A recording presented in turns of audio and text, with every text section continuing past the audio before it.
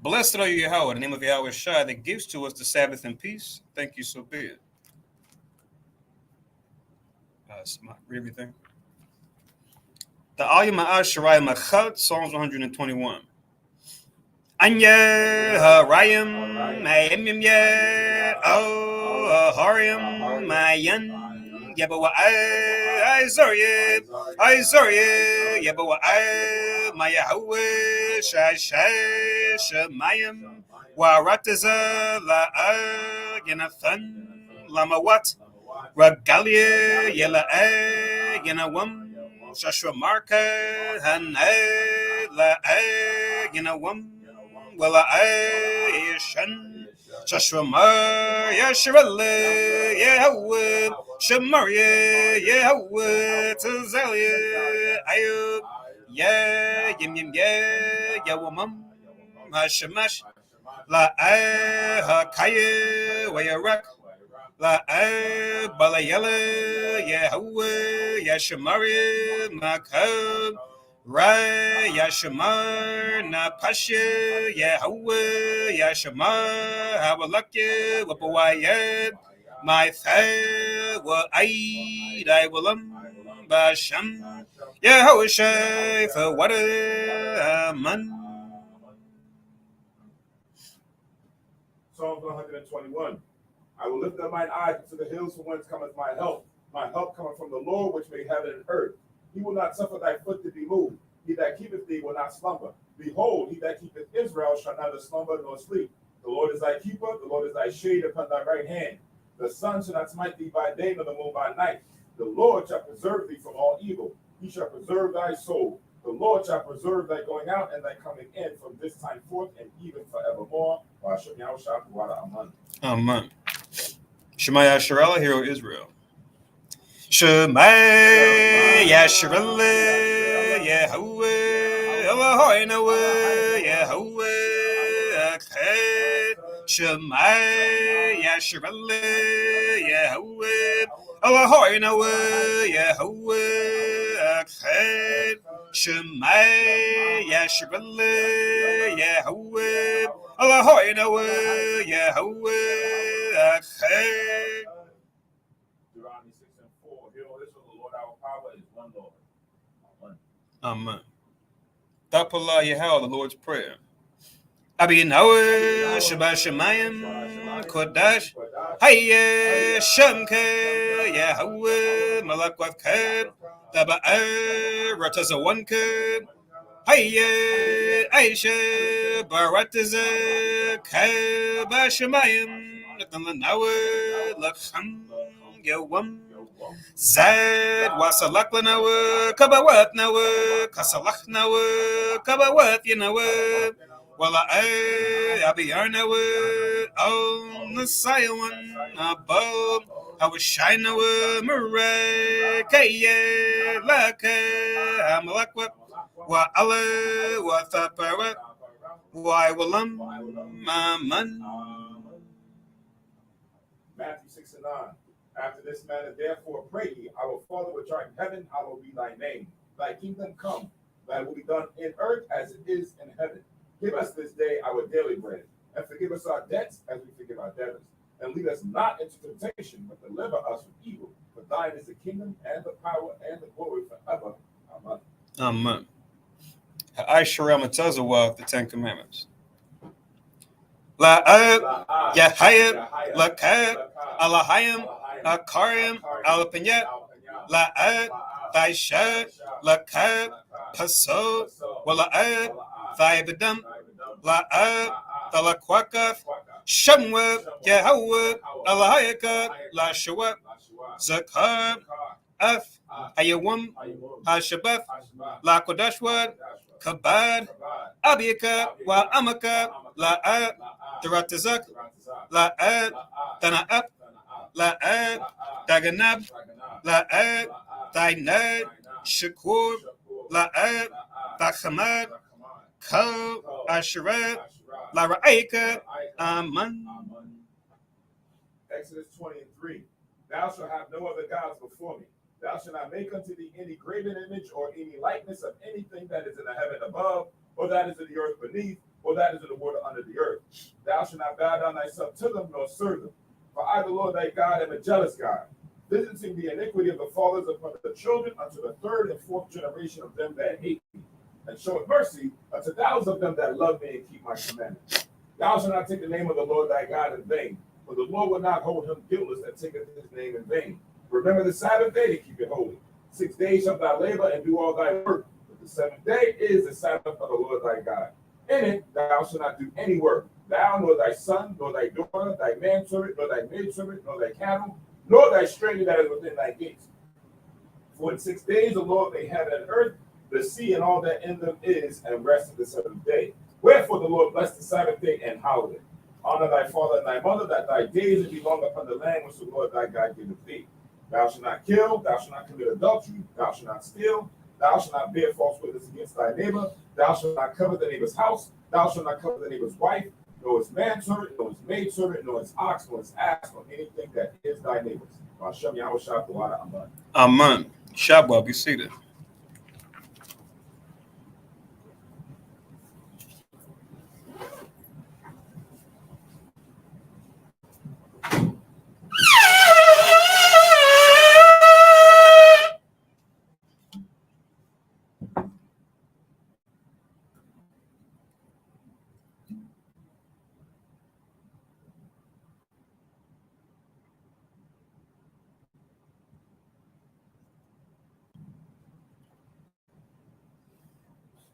Barakateh Yahweh, Ba'ashem Yahweh Shai, Asherana, Thanawa, Parya Gapan, Tuara Aman.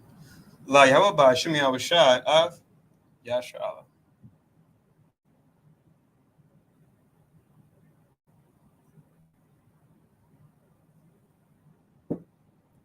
English translation, blessed are you, Yahweh, in the name of Yahweh Shai, that gives to us the fruit of divine. Thank you, so be it. To Yahweh, in the name of Yahweh Shai, with Israel.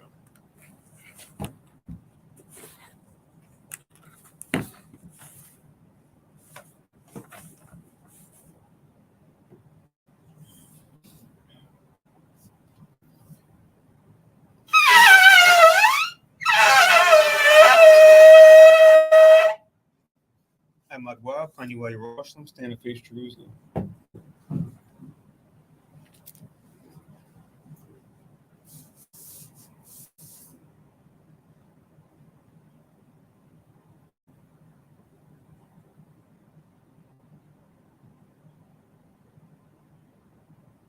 Barakateh Yahweh, Haggadah, Rakawam, Nabiyah, Wanawa'ai, Aliyawan, Malak, Shamayim, Warataza, Wakal, Dabarim, Kayayam, Wagam, Hamashiach, Mayahawa, Arawanawa, Habnawa, Apalai, Yawa Aitaza, Yahawashai, Zakarnawa, Yahawa, Bartazawan, Ainke, Yashala, Izarnawa, Bana, Wasap, Yashala, Oh, Nanawa, Yam Yan, Haifa, Kayawamyam, Makwadam, Babakushay, Shalak, Mike Allah, Watazawadak, Alahayam, La, Maganawa, Raparnawa, Washamar, Ilnawa, Bakur, Shalak,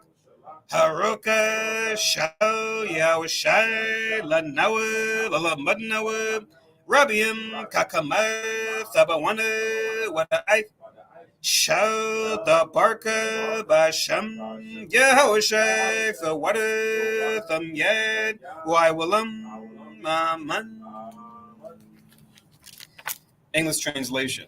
Blessed are you, Yahweh, the great, merciful, mighty, terrible, most high power, King of heaven and earth and all things living, and also the anointed from Yahweh, our Lord, our friend, the wonderful counselor, Yahweh Shai. Remember, Yahweh, favorably your people Israel. Help us build and gather Israel, most high, we beg you, right now, like the days of old. Please send Michael and the righteous powers to protect us, heal us, and watch over us. Mainly send the spirit of Yahweh Shai to us, to teach us much wisdom, knowledge, and understanding of thy word.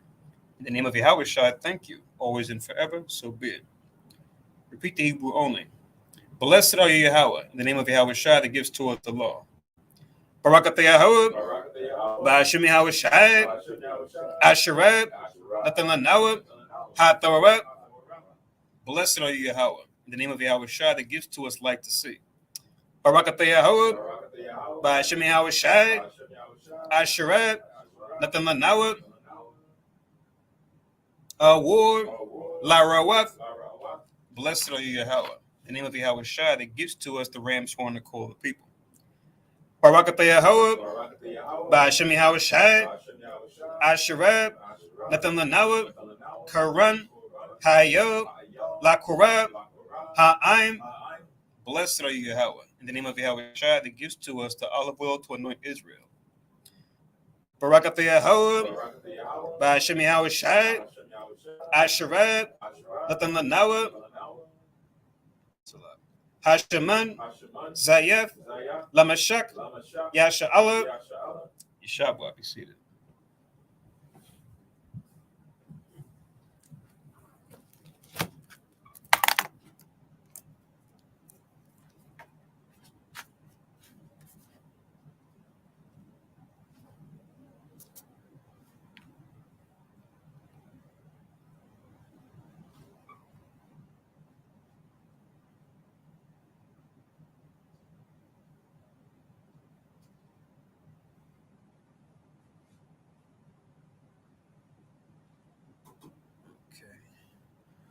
All right, so shalom, Yasharallah. So shalom, everybody that's here in Philly. Shalom, everybody watching on live stream, and shalom, everyone listening in on teleconference. Welcome to Yasharallah Kanas, or the Congregation of Israel, where we teach the descendants of slaves as well as the indigenous peoples found throughout North, Central, South America, and the Caribbean mainly make up the southern and northern kingdoms of the 12 tribes of Israel, once lost, now found. And that we fall into a lower state politically, economically, even religiously, because we broke the laws of God, found the Bible given to us by Moses, and we come out of this lower state that we fall into by turning back to these commandments we broke by following Jesus Christ as our example. And one way we do that is by keeping the Sabbath holy from Friday sundown to Saturday sundown. And as our particular branch of Christ does, we keep the Sabbath service. Today's reading is going to be in the Apocrypha, 1 Maccabees, chapter 13 and 14. Once again, 1 Maccabees, chapters 13 and 14 is going to be our reading for today. And my name is Nabi Azarabal. I have the privilege of doing the service for you guys today.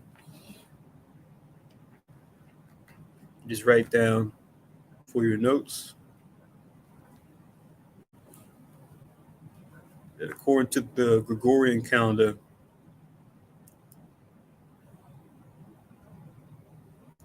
it's September the 3rd, 2022. But according to our calendar, which it would be the 6th month and the 8th day. Of course, that's easy to count, right? Since we know last Sabbath was a Sabbath and a new moon, which means a complete week later would be 8 days, right? The 8th day being the beginning of the next week to follow. So 6th month and the 8th day.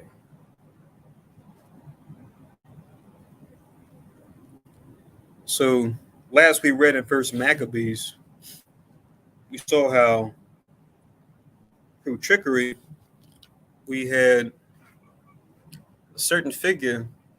It's funny because he wasn't even of the Seleucid bloodline. He's one of their generals, but he's jockeying himself into power. But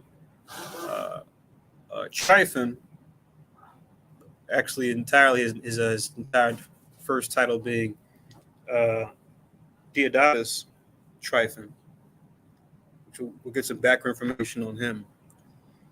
He lured Jonathan, the brother of Simon and the Judas Maccabees, who's now asleep as he died in battle. We read that a couple weeks ago. He presented to him as if he was trying to be peaceful, like he wanted to talk, but he ambushed him when he invited him down to come down to Ptolemy or Ptolemais, which was the capital city, where the Ptolemies were one of the main branches of the Greek government. As we're going to read, He's not dead, but he's just captured. But the people don't know one way or the other. They just know that he was taken out by the Greeks. So that leaves Simon now in charge. So we're going to see what he does, if he's going to do any different than his brothers, which his brothers, when they took the leadership or took the helm of the leadership, they both trusted in the Most High and went to him first, even when in dire circumstances. We're going to see if Simon follows suit. So then this is First Maccabees 13 and 1. It reads, "Now when Simon heard that Tryphon had gathered together a great host to invade the land of Judea and destroy it, and saw the people was in great trembling and fear, he went up to Jerusalem and gathered the people together, and gave them exhortation or encouragement, saying, You yourselves know what great things I and my brethren and my fathers have done for the laws and the sanctuary, the battles also, and troubles which we have seen." So he's talking to the people about, the road that led them to this point that they're at right now, right? That they waged together. Even though you had Judas at the helm before and then Jonathan afterwards, Simon's already gotten his hand, gotten into the action too. Even though their father Mattathias would say he'd be a man of counsel, which he is, but he also has done battle also at this point, right? While his brothers are waging war on one front, he was waging it on another, or protecting what they had on another front, when you read the previous chapters. So it says, "By reason whereof all my brethren are slain for Israel's sake, I am left alone. Now therefore be it far from me that I should spare mine own life in any time of trouble, for I am no better than my brethren. Doubtless I will avenge my nation and the sanctuary, and our wives and our children and all the heathen. For all the heathen are gathered to destroy us of very malice." So he's put himself in that same rank and file as his brothers, right? Not saying, "Oh, because I'm the last one, does it make me special?" No, I got to go do forth like they did, right? To follow that same example, win or lose. As long as the Most High is with us, we win, even in death. Verse 7, "Now as soon as the people heard these words, their spirit revived, and they answered with a loud voice, saying, Thou shalt be our leader, instead of Judas and Jonathan thy brother. Fight thou our battles, and whatsoever thou commandest us, that will we do." So they are excited, they're motivated, right, to see this third brother hold it down, as his two brothers before him did, even though they died in battle, but died in righteousness, at least as far as they can tell. We know Judas is dead for sure, but I was going to read, Jonathan isn't dead yet. This is reminiscent, too, of when Moses went back to the Most High, right? And he went to sleep around 120 years of age. And then it was given to his second in command, who was Joshua, where the people gave him similar exhortation. He's linked this with verse 9, and we'll keep going. So this is Joshua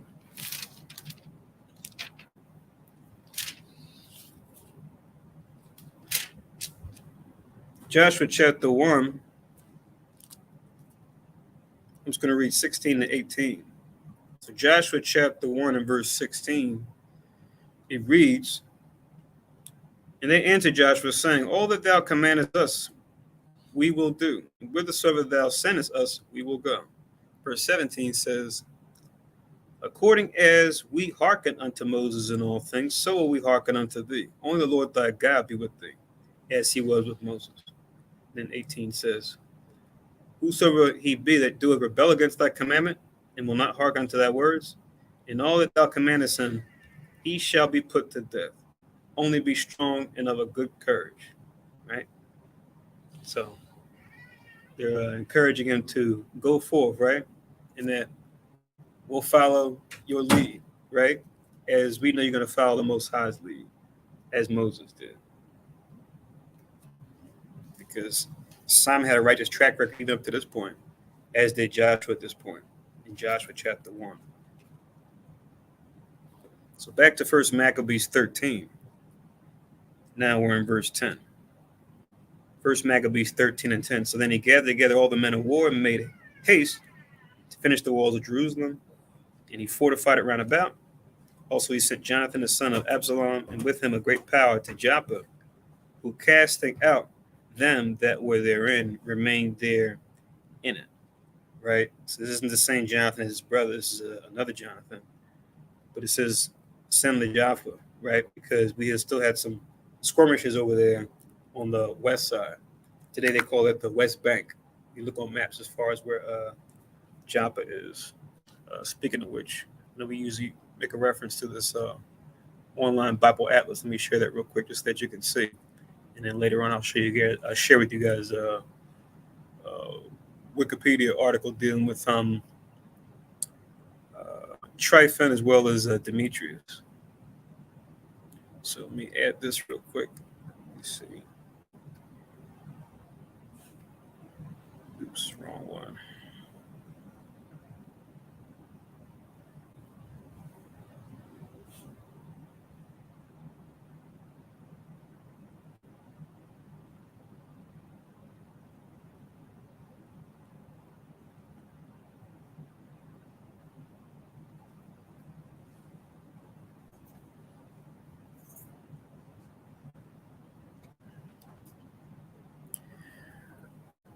Okay, I had to close the whole thing just to do it again. All right.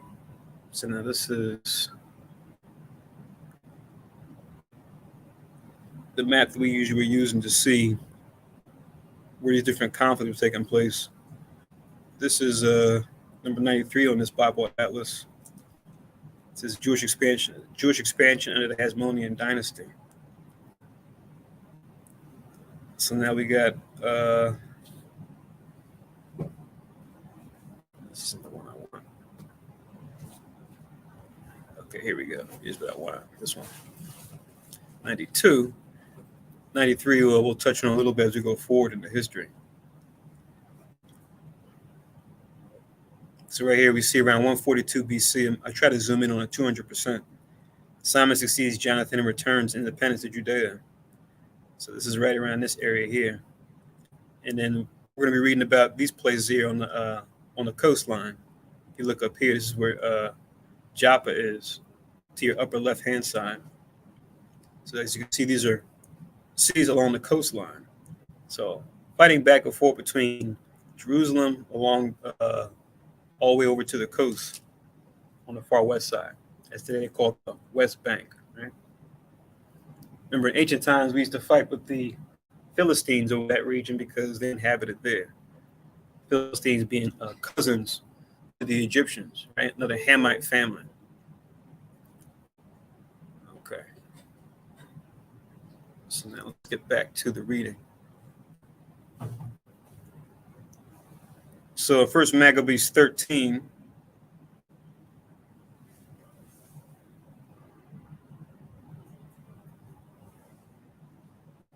In verse 12, it says, So Tryphon removed from Ptolemais with a great power to invade the land of Judea, and Jonathan was with him in war. So here's the reveal. He actually just captured him. He didn't kill him. But Simon, everybody that's in Jerusalem fighting with him, they don't know that. I just know he was ambushed in battle, or ambushed when he went to sit down to break bread with Tryphon, which was a trick by Tryphon. But Simon pitched his tent at Adida over against the plain. Now when Tryphon knew that Simon was risen up instead of his brother, Jonathan, and meant to join battle with him, he sent messengers unto him, saying, Whereas we have Jonathan thy brother in hold, it is for money that he is owing unto the king's treasure, concerning the business that was committed unto him. Wherefore now send 100 talents of silver and 2 of his sons for hostages, that when he is at liberty, he may not revolt from us, and we will let him go. So another clever story, right, by this Diodotus Tryphon. It's not true, like we read before. Hereupon Simon, albeit he perceived that they spake deceitfully unto him, yet sent he the money and the children, lest peradventure he should procure to himself great hatred of the people, who might have said, Because I sent him not the money and the children, therefore is Jonathan dead. Right? So he knew it was a trick, but he had to play along for the conscience sake of the people, right? Them seeing the situation from the outside. And them having a certain way of looking at it, right? To where, it could create even more problems for not only dealing with this enemy, Tryphon and his buddies, but not having enemies of his own people, right? So, Simon being a man of counsel, he weighed his options in the balance. He said, okay, this is the best move I can make right now. It's a tough move as it is. Let me at least do this. And then just ask that the Most High be with me as I, make this decision. So it says, verse 19, so he sent them the children in the 100 talents, howbeit Tryphon dissembled, neither would he let Jonathan go. Right? So Simon was right. Right? Could a leper change his spot? They read the scriptures in Jeremiah, right? So this is very tried and true for Esau as we see him do this to link with 19. I don't think we read it before, but it's kind of a consistent thing we read through the Maccabees when it comes to dealing with the Greeks. Psalms 55, right? Just as a reminder, in case we forgot.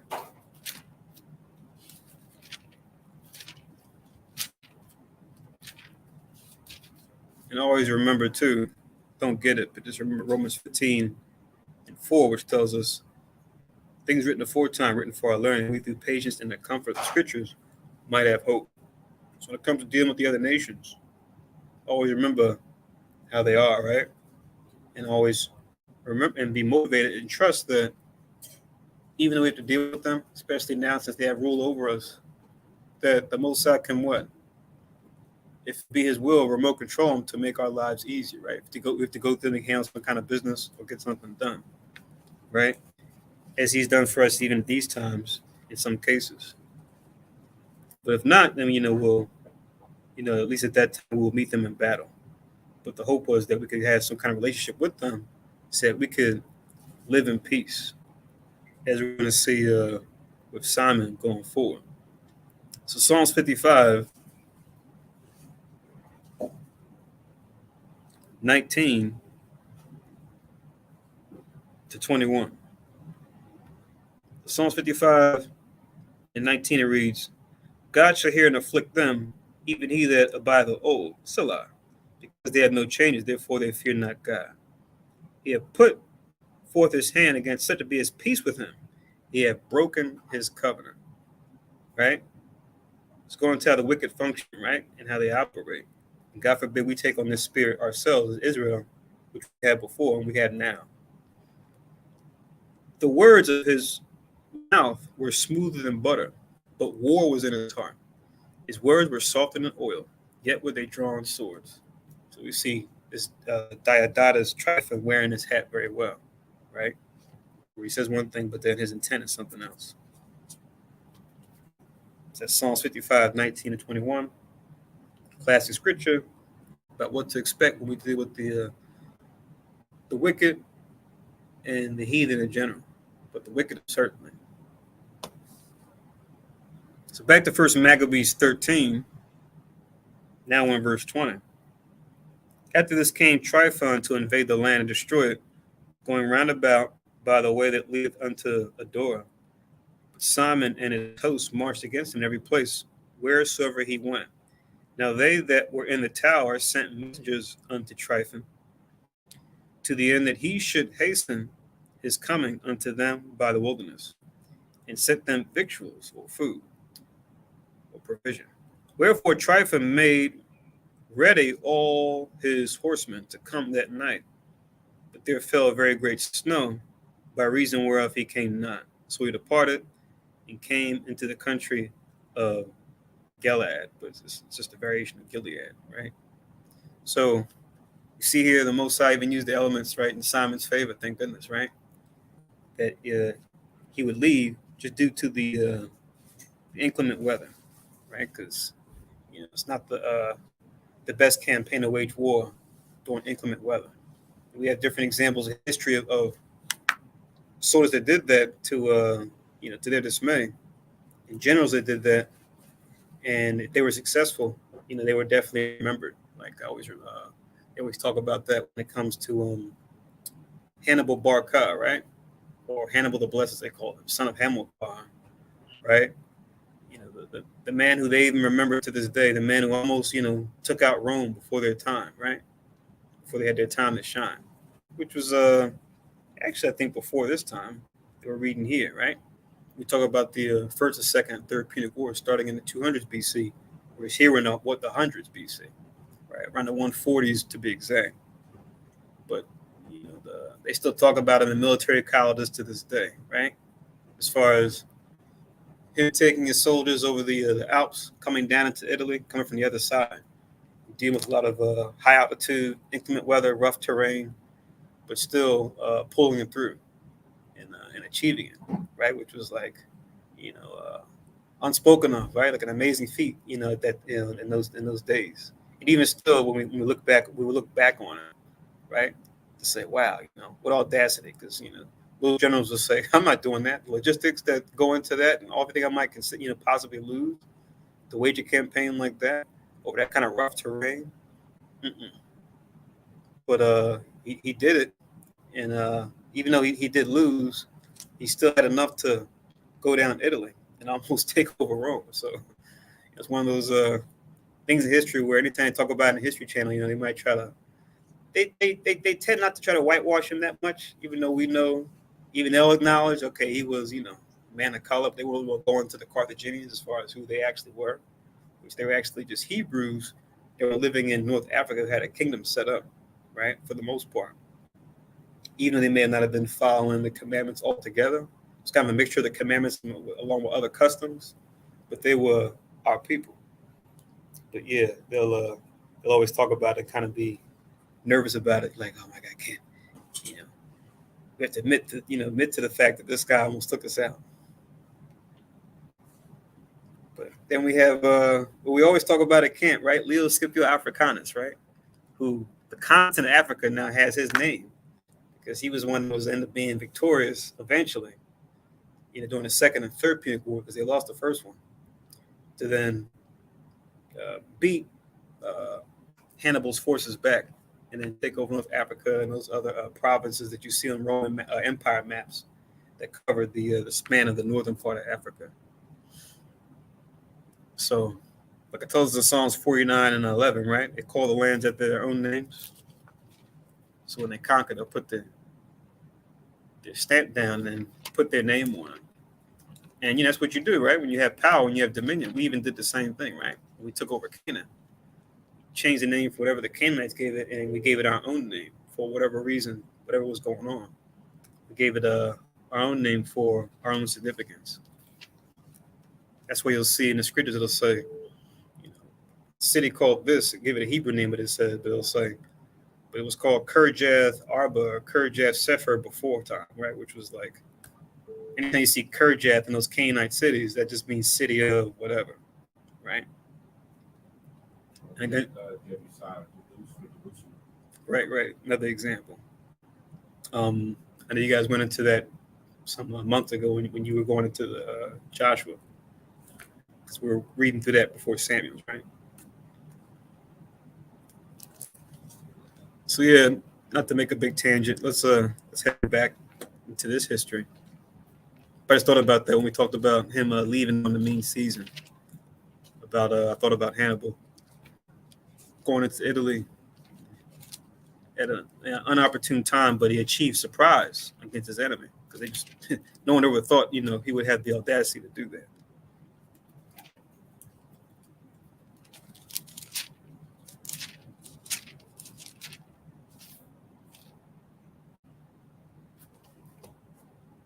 And I made a reference to Psalms 49:11 about them calling the lands after their own names. So first Maccabees 13.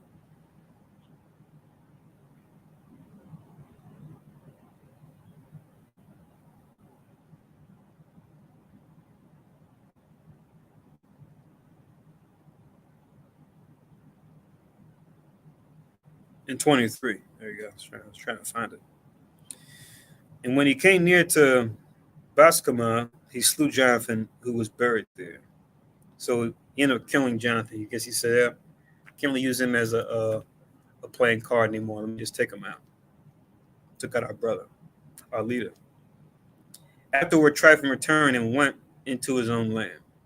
Then sent Simon and took the bones of Jonathan his brother and buried them in Modin, the city of his fathers. So, true to form, that's where they buried their people. We saw Judas was buried there, and Mattathias was buried there too. When you read in the recent history, he says, "And all Israel made great lamentation for him and bewailed him many days. Simon also built a monument upon a sepulchre of his father and his brethren and raised it aloft to the site with hewn stone behind and before. Moreover, he set up 7 pyramids, one against another, for his father and his mother and his 4 brethren." You'll be taken back by that word pyramid. You go into the Greek, that was just a general word, used in the Greek for a grave.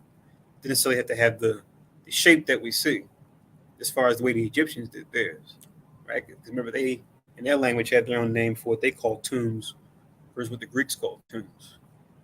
But they are tombs nonetheless, right? And you go into, what we commonly see as pyramids as referring to Egyptian tombs, right? It is very fancy, elaborate tombs, right? That are monuments. It says in verse 29, "And in these he made cunning devices, about the which he set great pillars, and upon the pillars he made all their armor for a perpetual memory. And by the armor ships carved, that they might be seen of all that sail on the sea." So I made a great memorial for Jonathan, his most recently deceased brother of his family. He's making a great memorial so that all can take note and acknowledge their valiantness. Jonathan and then Judas before him. This says in 30, "This is the sepulchre which he made at Modin, and it standeth yet unto this day. Now Tryphon dealt deceitfully with the young Antiochus, and slew him, and he reigned in his stead, and crowned himself king of Asia, and brought great calamity upon the land." So let me just touch on this real quick. Another little entry here. So this is, I'm going to go to Wikipedia real quick, which you look at the references at the bottom. I think it pulls mainly from Encyclopedia Britannica. Because people sometimes will say, "Oh, you can't trust Wikipedia." Yeah, generally speaking, yeah, that's true. But oftentimes with that, you'll see they have a disclaimer at the top of articles that'll say, article being debated based on neutrality issues, right? It'll say that. Or it'll be numbers that will link to the bottom. You'll see the reference that they got the information from. So that's all it is, just a place that people can access to get the information about things. But can I go in here and make up a whole bunch of stuff? Sure. I can also put a tag on here and say, the stuff on this page is questionable. So, you can verify this with different primary sources. Sorry about that. All right, so now this is on Tryphon, right? So it says the Magnificent. I think that's what the Tryphon part means. Greek king of the Seleucid Empire, official under Alexander Balas. That's who we read about in the previous chapters, right? That was trying to make a league with Jonathan, right? And actually did. So he led a revolt against Alexander's successor, Demetrius II Nicator, which just means the victor. You go into the Greek, which we'll touch on him too. This is Demetrius that we're reading about now in these chapters. In 144 BC, he can gain control of most of Syria and the Levant, which is just the pretty much what we call the Fertile Crescent area, which is where they're at in Asia Minor, going down into Israel and then going further toward Jordan and further eastward towards India. At first, he acted as regent and tutor for Alexander's infant son, Antiochus VI Dionysius. This is the Antiochus we just read about in the first Maccabees 14. This is, but after the death of his charge in 142, 141, Diodotus declared himself king. and we're going to read about that too. Well, actually, we just did read about it because they debate about whether or not he died during getting some kind of medical operation, or if it was Tryphon that actually put him to death, and just used that as an excuse. You know, we can see it one. We can see it both ways. You know, even the latter way, given we know how Esau gets down. They won't let anybody come of age, and they'll kill them before the time so they can take power for themselves. It's not the first time we've seen it. And it says he took the name of Tryphon or autocrator, which is like ruled by one, or solo ruler, and distanced himself from the Seleucid dynasty because I think he came from like the Turkish area, even though he took over their empire for a time. Then it says for a period between 139 and 138, he was the sole ruler of the Seleucid Empire. However, 138, Demetrius II's brother, Antiochus VII, Sidetes, invaded Syria and brought his rule to an end. Then finally it says here, Didatus Tryphon is unique in the history of the Seleucid Empire. He's the only rebel from the outside dynasty to gain control of the whole kingdom. Other rebels had claimed the throne, such as Milan and Timarchus, but they never succeeded in bringing the whole realm under their control, and both were defeated within a year of declaring themselves kings. By contrast, Tryphon held power for over 7 years from his rebellion in 144 until his death in 138. So, an outsider, so to speak, to the Seleucid family line, but nonetheless brought it all together and held together for the 7-year period. But we know anytime you rule wickedness, even if you're an outsider, it's not meant to last. And we'll get some entry on him too. When we get to it, we'll come back to this. I want to read a section down here too, because we're going to go into a war between Demetrius II, who we see here at the top, Nicator, and Didatus Tryphon. We'll get some history details here, but we'll come back to this in a second. So let's go back to our reading, and we'll come back to that history entry. So, once again, other primary sources backing up the primary source, which is the Bible.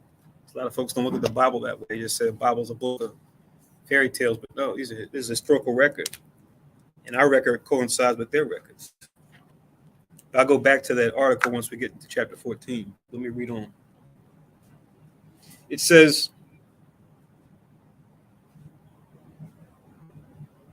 verse 33, then Simon built up the strongholds in Judea and fenced them about with high towers and great walls and gates and bars, and laid up victuals therein. Moreover, Simon chose men and sent to King Demetrius, the Demetrius I was showing you guys, the second,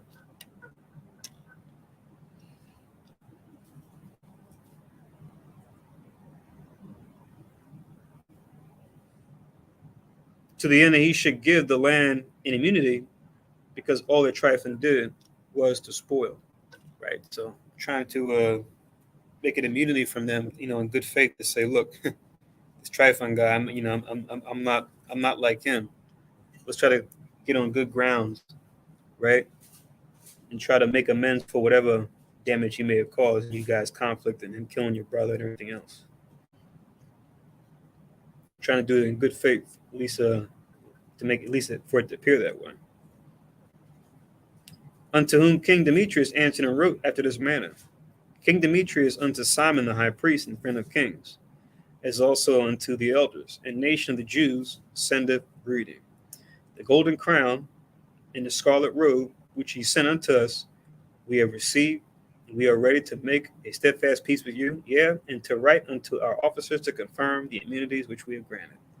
And whatsoever covenants we have made with you shall stand, and the strongholds which ye have builded shall be your own.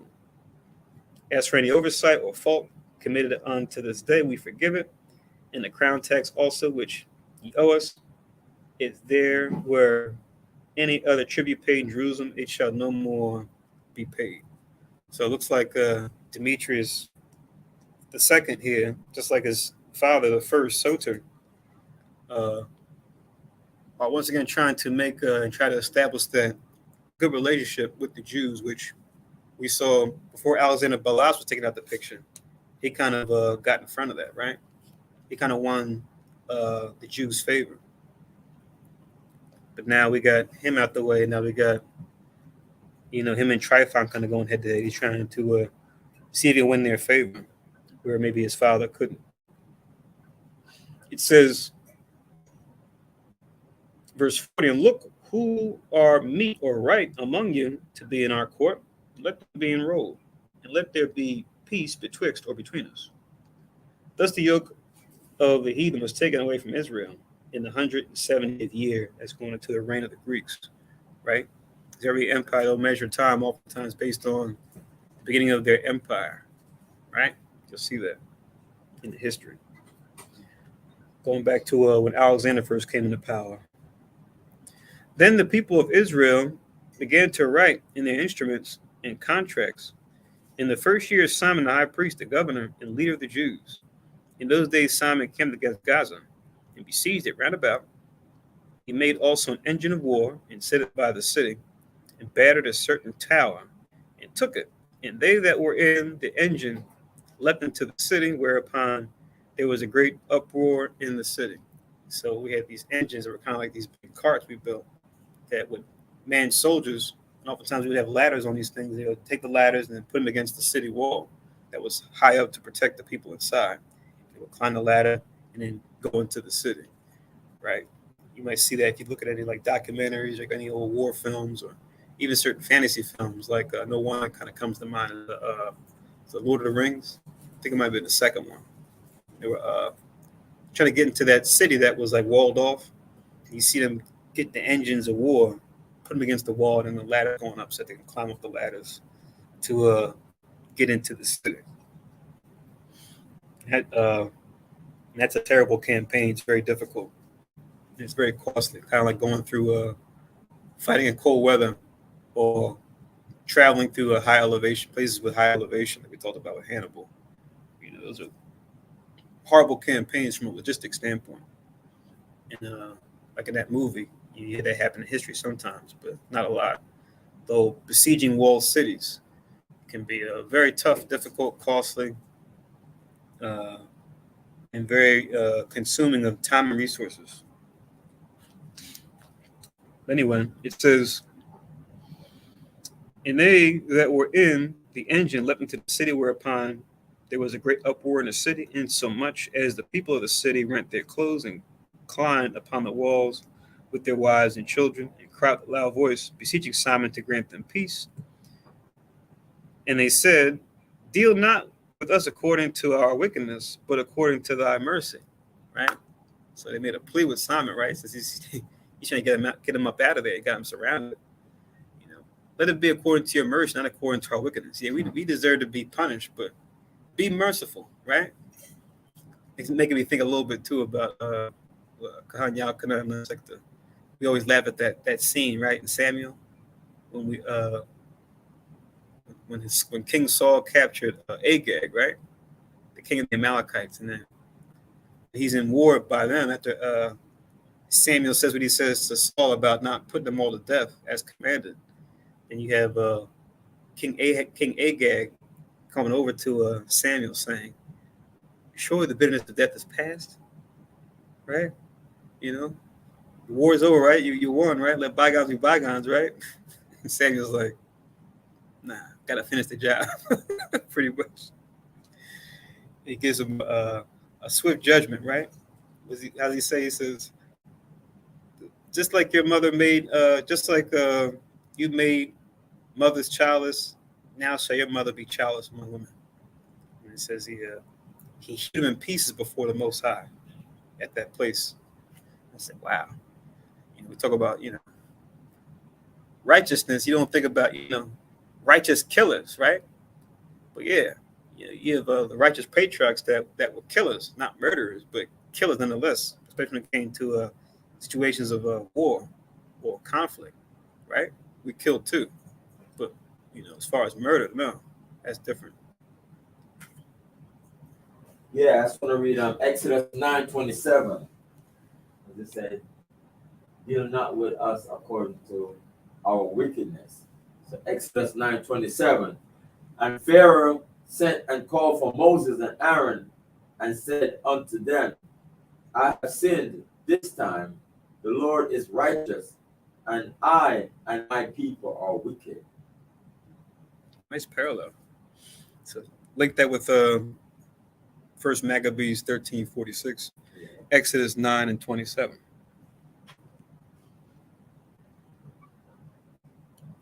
Pretty good. So now verse 47, it says, so Simon was appeased towards them and fought no more against them, but put them out of the city and cleansed the houses wherein the idols were. So entering into it with songs and thanksgiving. So he put them to flight. He said, yeah, I'm merciful, but don't want to see you around here again. Now, bagger off. Be gone. What happened? Oh, yeah. From Gladiator. Brother was just doing a quote from the Gladiator, the Commodus. Am I not merciful? Am I not merciful? You see that scene. It's really hard when he says that because, the situation he was in, it's just like, God, you're just a foul dude, man. So it says in verse, I don't know who was up first. Okay. Yeah, people was roaring like, Maximus, the merciful. Oh, right. We didn't kill the guy. That was another situation, right? Yeah, we know according to judgment and prophecy that mercy won't happen again. No doubt. We like I always said, we're the most merciful nation probably out there. As much as happened to us throughout the kingdoms, the empires, the generations, and we still kind of always giving olive branch. But like they don't deal with us according to our wickedness. Most High is going to deal with the nations according to their wickedness, right? Come. 6 and 7. So this is one of the times where it shows that Israel, even all through what we've gone through, still always are welcoming or giving a pass to the nations for what they've done to us. And we have not gone and asked for vengeance. Say, okay, now you did that, you slaughtered our babies, and they were trying to keep the Sabbath day and all. They're going to go out there and just say, okay, fine, just go back to your home. And go back home, live your lives, and just leave us alone. And that just didn't end. Like, we just kept coming back. Okay.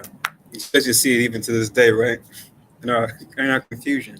Yeah. We're still just like, look, just leave us alone. Let us live in our own place. Let us own our own business. Let us live our own lives. And that's still not enough, Even whether we are integrated or separated, yeah, they just won't let us be. Right. Because back in the segregation, brothers would have these big signs that say, I'm a man. I'm a man. Not a boy or whatever, but I'm a human being. I'm a man. Right, exactly. And that's the thing that persists even to this day, to where in the media, through books, movies, music, television, we're so depicted as like less than, right? Less than human. Even in their constitution, right? It still hasn't been amended, right? 3/5, right? It says freedmen, talking about them. It says Indians, talking about Gad, Reuben. And it says 3/5. It refers to those three groups of individuals. You read the Article 1, Section 2. So it's just like, what's up with that? I think you guys talked about it last night a little bit too, about how they use they're using LGBTQ as a means to break up our nuclear families, right, and to cut down our numbers. And you'll see that image a lot when it comes to, I think the elder was mentioning the Viola Davis movie. The Woman King. And it's just like Woman King, right? To where anytime you'll see like our women, it's like they have to make them masculine. And when you see our men, it's like you'll see all these promotions of images of us being made feminine. It's like the kind of like a reversal. Um, I just saw. I didn't see the movie, but I think it was on Amazon. I saw a commercial for it, and it was the guy at the Oscars, Porter. Oh, The guy had like the dress on, but then he was in some Cinderella, I think, movie, and they have him set up as the fairy godmother. I remember seeing a commercial for it, and I was just like, "The hell is this?" So it's not surprising because I got to keep doing that. Got to keep making men into women, women into men. Keep pushing that. You know, it's not to say that he don't do the alternative lifestyle too that here in America, especially Esau, but they always make sure to have Israel front and center, right? It's like an image. It's like a monument as a showpiece. See, look, see Israel, you can do this too. We read here the Maccabees, right? They say made them wear a hat, made them, join the festival. They can go to the gymnasium. All these different things the Greeks did. They're trying to get us to do the same thing. They had the wise men come from Athens to sit down with us and go, "Come on, guys, do things our way." And some Israel went for. But you see, Simon, Jonathan, Judas, and those with them were like, mm-mm. Their dad, Mattathias, he started off like, nope. Set the example, set the tone, right? Going back to first Maccabees in the beginning. I'm not sure had their hand up. yeah, that's why, as men, we're supposed to grow our beards. Mm-hmm. That clean shaven look and the heavy makeup. Sometimes my people looking, questioning, Mm-hmm. If we grow our beard and our facial hair, Right. If we're able, sometimes genetically we may not be able to do it, but if you can, you should. Once he was cursed. yeah. I heard him say it before. It's just like, I said that like last week, a couple weeks ago. But that was what he said. I saw a press a couple days ago where a teacher was suspended because she did not address this. They claim that she didn't address the student by the pronouns and words that the student requested to be addressed by, right? So the school suspended her for like 3 days or whatever the case may be. But then she went and filed a lawsuit against the city or the school, citing that they are violating her religious rights because her religious practice doesn't agree with, binary and transgender and all these other different things. To say that I just because you choose to do that, I have my own religious beliefs, and I don't agree with that. And they awarded her like about $100,000 for it. So it is, some things that you can stand your ground on, like you're saying how the Maccabees stood their ground. There's certain actors and actresses that'll stand their ground against some of this push to kind of now go into that area where you now are accepting of, wicked lifestyles, right? I remember Dave Chappelle did an interview with, I think it was Oprah, and he was like, yeah, they came to him with that. Like, say, hey, why don't you put on a dress? And he's like, why? No, I don't want to do it. It's not funny. He's like, nah, that'd be funny. He's like, well, and he tried to use Martin Lawrence and Jamie Foxx and like all these other ones who've done it. He was like, well, if they've done it, then it's already been done. Like, we don't do it again. But they pressed him. He's like, no, I'm not doing it. And he kind of went into the push to make men effeminate, like in society on TV. And it's crossed over whether it's Jake or Esau, or like you said, even the other heathens, they've also participated into Esau's lifestyle of, becoming effeminate, men becoming effeminate. I can't say that word. Say it 5 times fast, right? Yeah, effeminate, and women becoming masculine. Right? To emasculate women on TV, to make them be the one that's in charge, make them wear the pants, so to speak, wear the suits, and all those type of things. But some of them can stand their ground. They may not get as, high up in the chain, like a Denzel. Denzel never conformed to that. But if you do that, then you have to now put yourself in the pocket and work with certain people, because everyone else is not going to cater to you.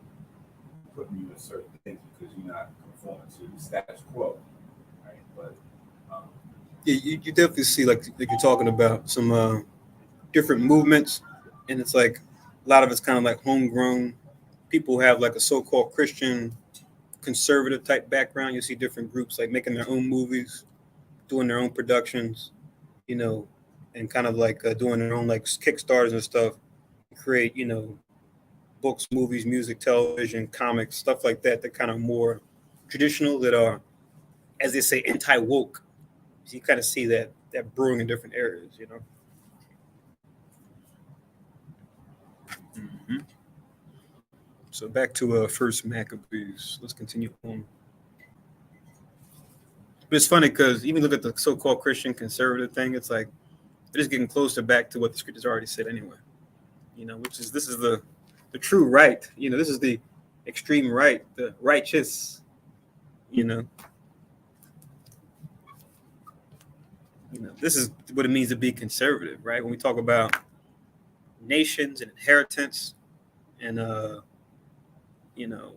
patriotism, like all these things go back to what the Most High intended for nations to be anyway, right? To be your own nation, to be your own people, to have your own land, to have your own inheritance to hand down to your family. So the scriptures have always been about that. It's kind of funny laughing at the back and forth, how Esau try to control both sides, and really they're just two types of wicked, whether it be, conservative, liberal, capitalist, communist, right?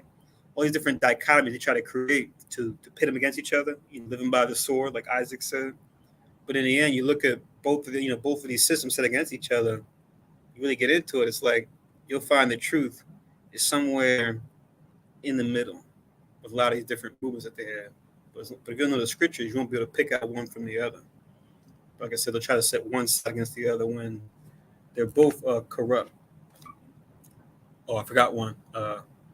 Black magic versus white magic. Go back to Lord of the Rings. It's like, oh, see, Gandalf, he's good. Not like the Saruman. He's the bad one. Or other figures that will deal with that. Because you were talking about, I think, about as far as you'll see it so much you'll even think about it. Like, breakfast cereal, it's Lucky Charms.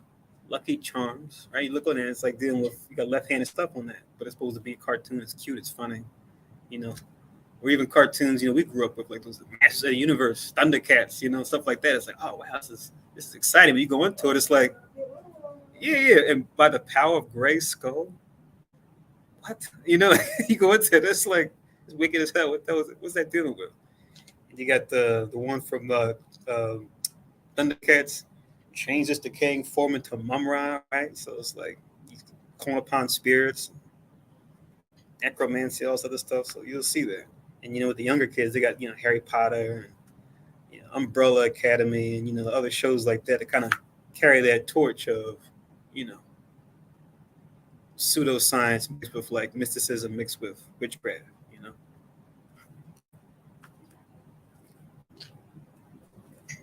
And it's messed up because those same shows and movies and books will have like important lessons in them, like morality, like things you can find in the commandments, like fruit of the spirit, stuff like that. But then it'll be applied towards witchcraft, sorcery, divination, science falsely so called, be applied to that. So it's like the good and bad mixed together. So unless you can kind of weed through it, you can get deceived by it, get pulled into it. But yeah, we could talk about that for a minute. But let's go back to first Maccabees 13.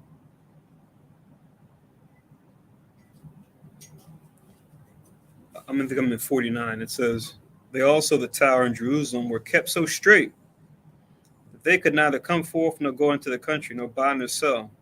Wherefore they were in great distress for the want or lack of victuals, and a great number of them perished through famine. Right? So you would have hoped you would have got out of Dodge, like back up verse 47. If you were stuck there and that was your behind, that's what you get. You shouldn't have been there anyway.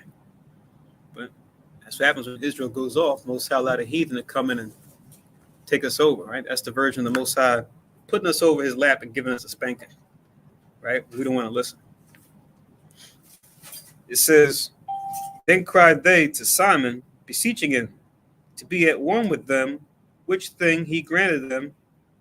And when he had put them out from thence, he cleansed the tower from pollutions and entered into it the 23rd day of the second month, which we celebrated back, I think, in May, right? In the 171 year, with thanksgiving and branches of palm trees, and with harps and cymbals, and with viols and hymns and songs, because there was destroyed a great enemy out of Israel.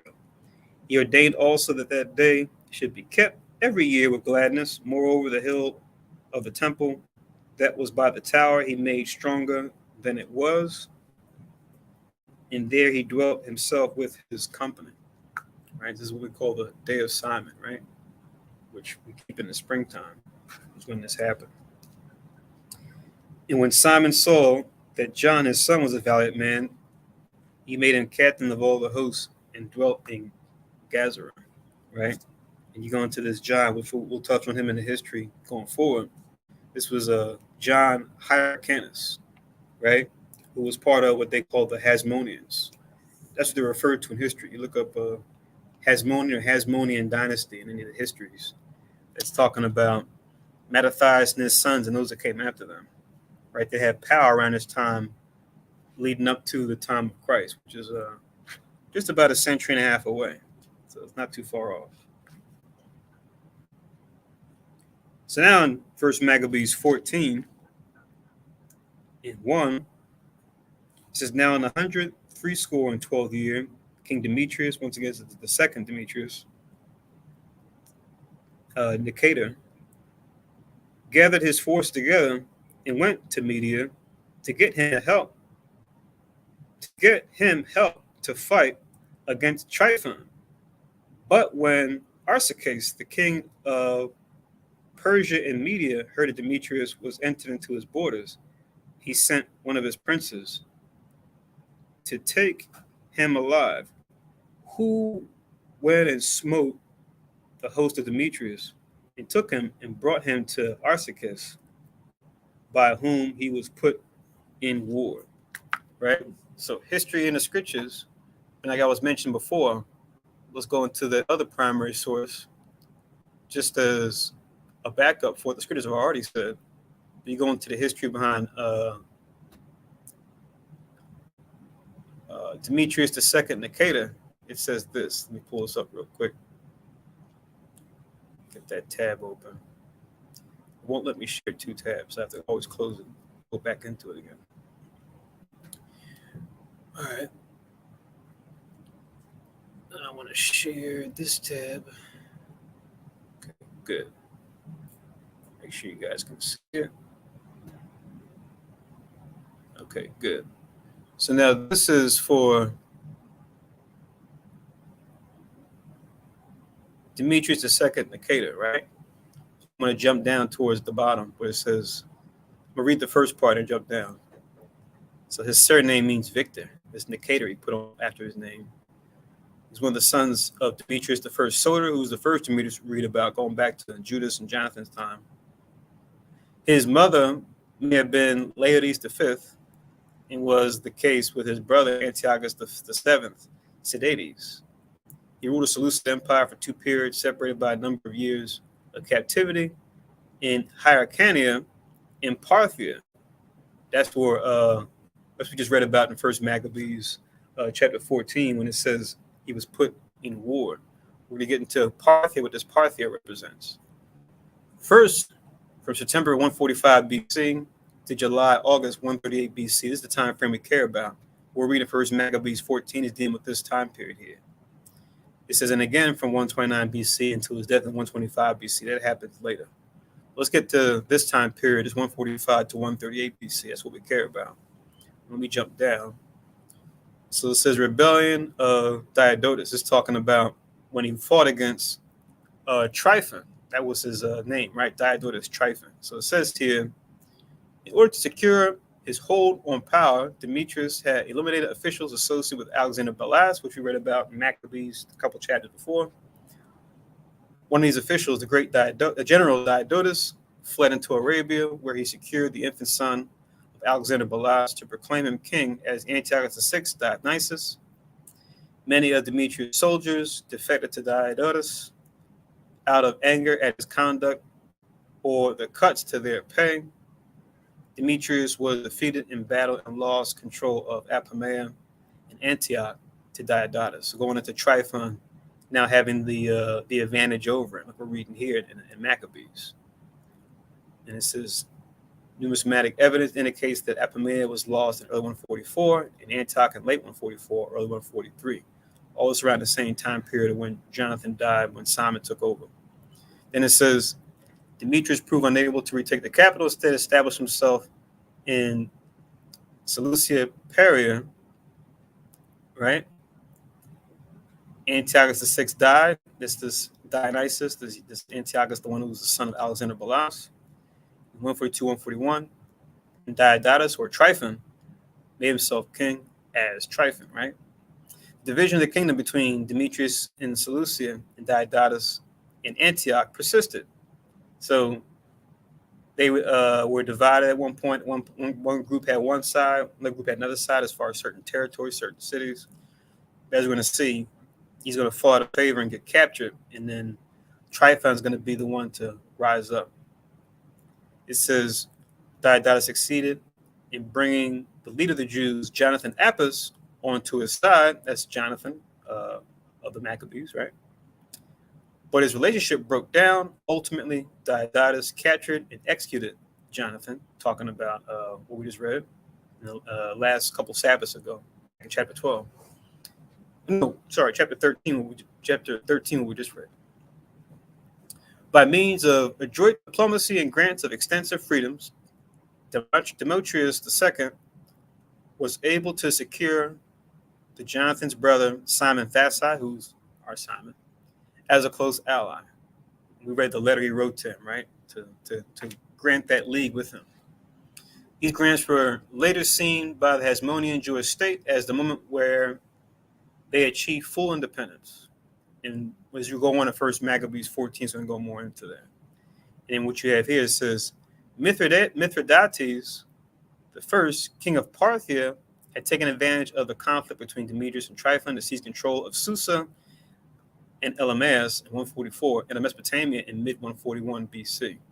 So this Mithridates, this is going into this same Arsaces we're reading here in First Maccabees 14. So if I pull him up real quick, I think if I pull up Parthia, this will kind of get more to the point.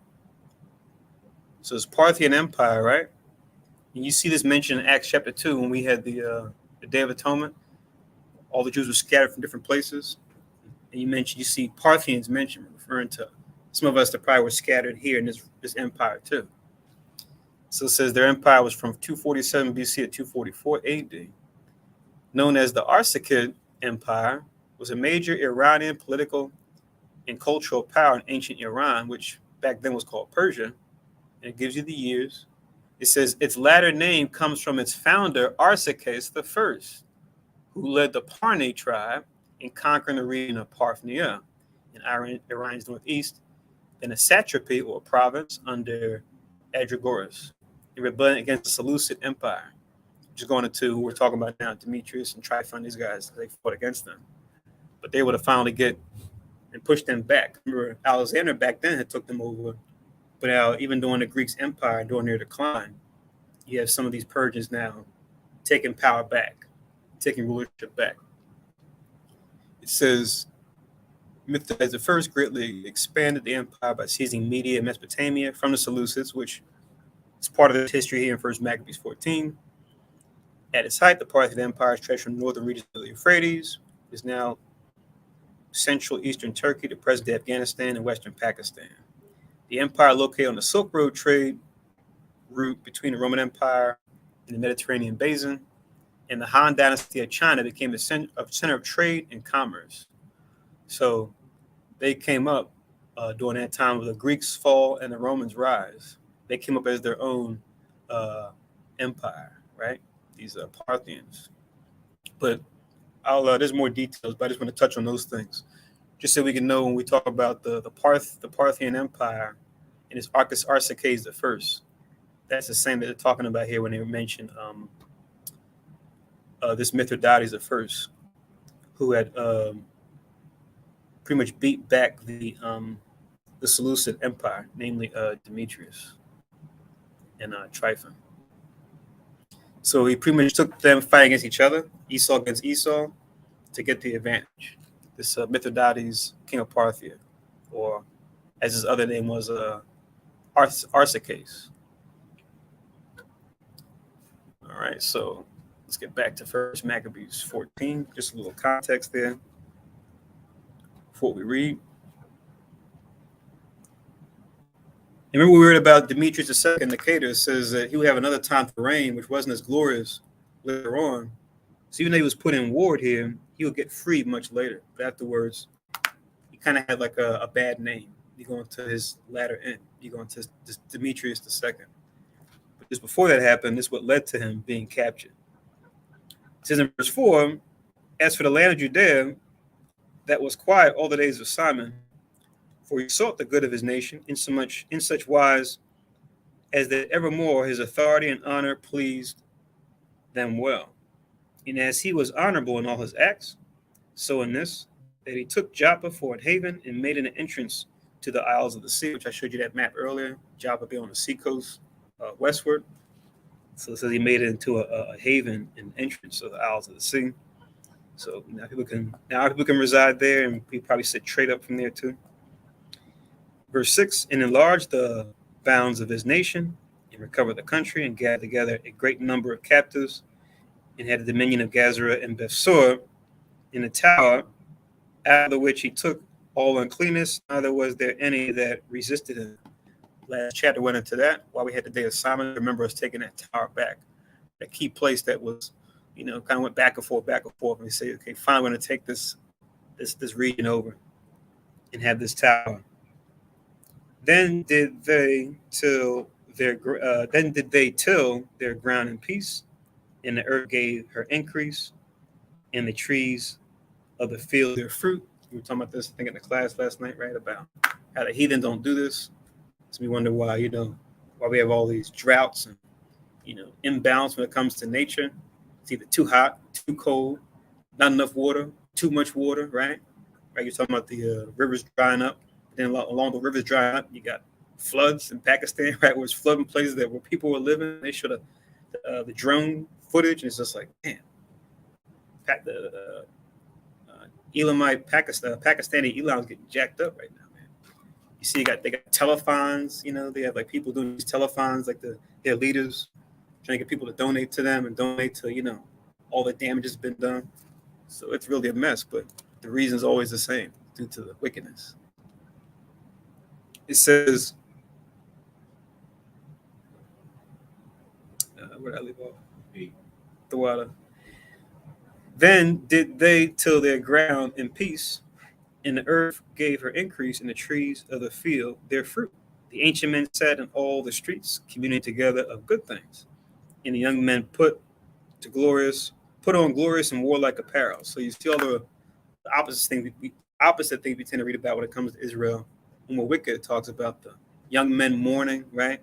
The women being, saddened, right? Going to, the wives and the bridegrooms being saddened, not happy, right? So now it's the opposite, because we're now in peacetime. Now we have peace, and not just quiet. It started with quiet, but then we actually achieved peace too, which we could only attain through righteous rulership, as opposed to the Greeks and the other heathens. When they take dominion, they may have quiet, but they won't have peace, because without the Most High's law, you'll never have peace. Only quiet, and even that quiet is short-lived. Right, in two parts. It's highlighting that the ancient man sat in all the streets, doing a good thing, right? So it's like, Right. You had the elders that were out and accessible, right, to different areas where you could just come up and just talk to them, like get advice, and they could observe and see what's going on.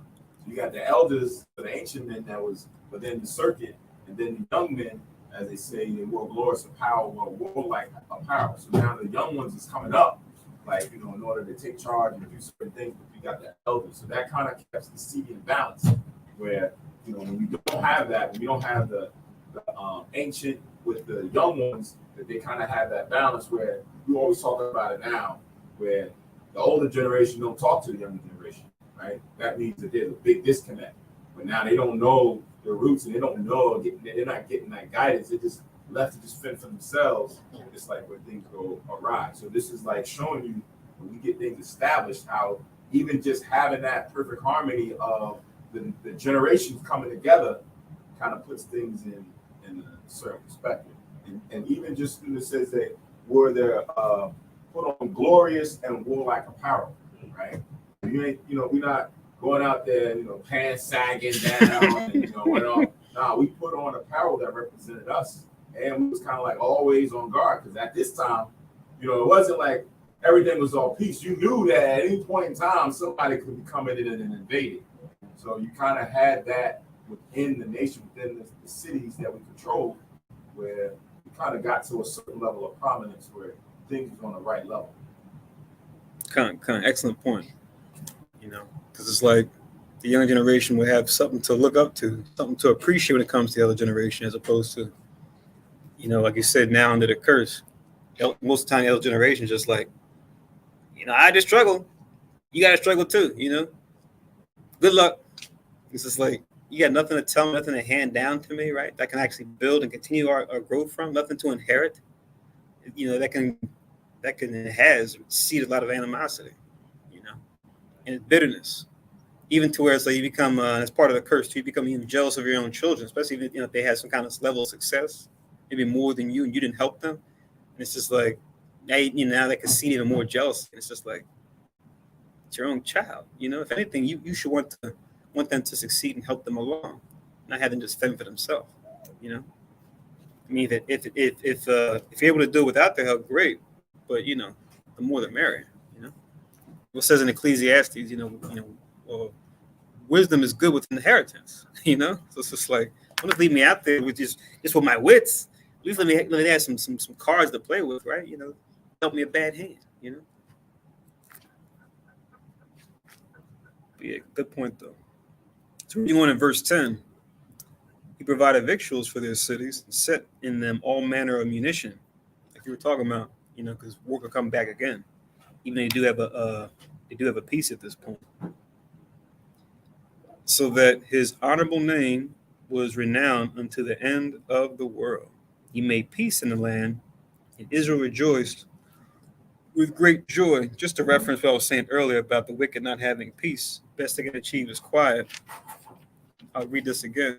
I wanted to emphasize this.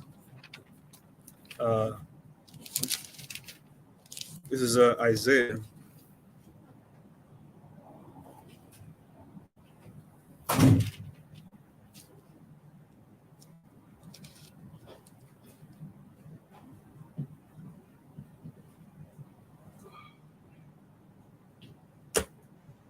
Isaiah 40, two of them.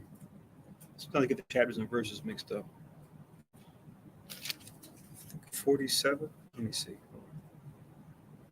Put my search in here just to save time.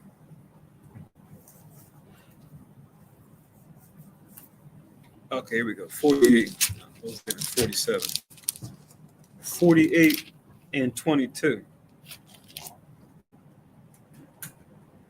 Isaiah 48 and 22, which reads, there is no peace, saith the Lord, or saith Yahweh, unto the wicked.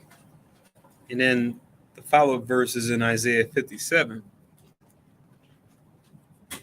and 21.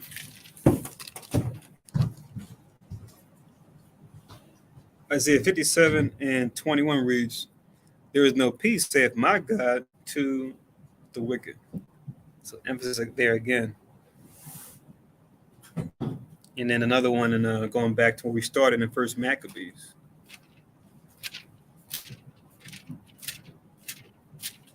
First Maccabees chapter 1, in verse 3. So First Maccabees 1 and 3, going back to when the Greeks were first set up under Alexander, it says, and went through to the ends of the earth and took spoils of many nations. This is talking about Alexander, the Macedonian. insomuch that the earth was quiet before him. See that? Whereupon he was exalted and his heart was lifted up. So it says the earth was quiet before him. See that? He didn't have peace, but what he had was quiet. So it's the best that the heathen can do. Quiet. But now, only under Israel's rule have we ever had peace in the earth. We're about to read that during the time of Simon. He achieved peace as well, Simon Thassi. Just as kings before had achieved, like Josiah, like Hezekiah, like Solomon, right? And you'll see a certain word is used, a certain expression is used that comes up a lot as well. Anytime we have true peacetime, when we are ruling Israel in righteousness. That's why it says in verse 12, for every man sat under his vine and his fig tree, and there was none to fray him. There's the expression right there. So 14 and 12. You can go back to 1 Kings, going back to Solomon's time, which is the same thing.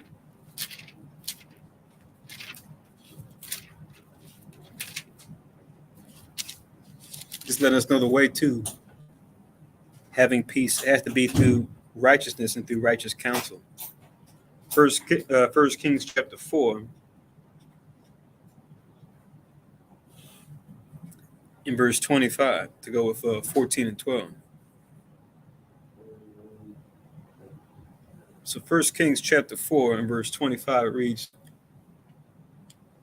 and Judah and Israel dwelt safely, for every man under his vine and under his fig tree, from Dan even unto Beersheba, all the days of Solomon. Dan being northward, and then Beersheba being all the way in the south. It's pretty much saying, from top to bottom. Again? 1 Kings? Chapter 4 and verse 25.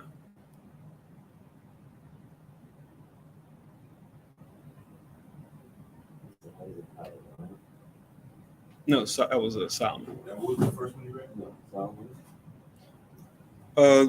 I'm just linking these with 14 and 12. That was it. Oh, before that, I read Isaiah 48 and 22, and Isaiah 57 and 21 about there shall be no peace for the wicked.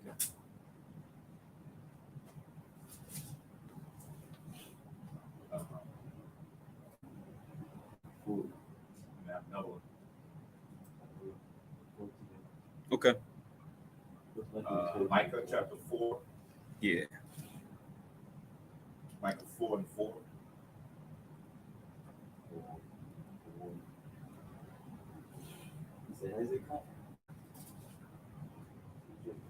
What is that one? Oh, that's I can give it to you, but after he brings out that one. Micah chapter 4 and verse 4, it says, but they shall sit every man under his vine and under his fig tree, and none shall make them afraid, for the mouth of the Lord of hosts has spoken. So the they is talking about Israel. 12 tribes, everyone's going to sit under his vine and under his fig tree. Yes. Within their tribe, within their lot, within their inheritance. And none shall come to make them afraid, meaning to invade or make war or do anything like that. Oh, just Israel, huh? Just Israel. For the other nations, they won't have that thing too.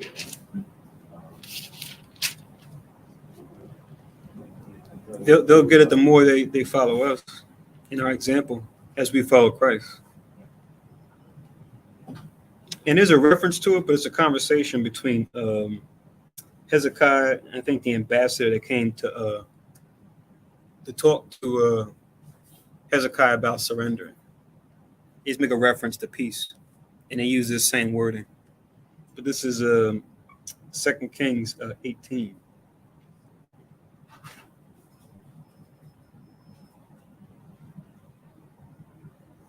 This is verse 28. It says, then Rabshakeh stood and cried with a loud voice in the Jews' language and spake, saying, hear the word of the great king of Assyria. Thus saith the king, let not Hezekiah deceive you, for he shall not be able to deliver you out of his hand. Neither let Hezekiah make you trust in the Lord, or Yahweh, saying, the Lord shall deliver us and this city shall not be delivered into the hand of the king of Assyria. Hearken not to Hezekiah, for thus saith the king of Assyria, make an agreement with me by a present, and come out to me, and then eat ye every man of his own vine, every man of his fig tree, and drink ye every one of the waters of his cistern, until I come and take you away to a land like your own land, a land of corn and wine, and a land of bread and meats, a land of oil, olive, and of honey, ye may live and not die. And hearken not unto Hezekiah when he persuadeth you, saying, the Lord will deliver us.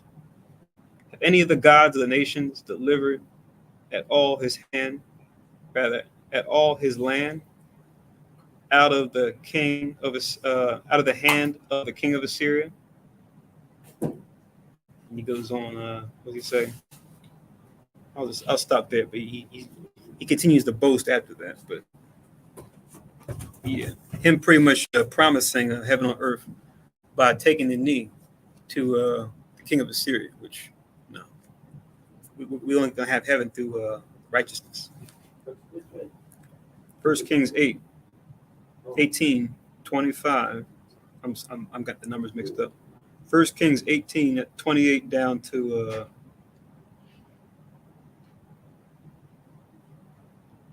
down to 35. You can stop there. Am I saying First Kings? Second Kings 18. You should have corrected me, because you know Second Kings is where Hezekiah is. That was an honest mistake. You know, First Kings is 18. That's what? That's Elijah. That's King Ahab's time, right? You know where he sent his angel to kill them all. That's the Second Kings 18. You should just said Second Kings, huh?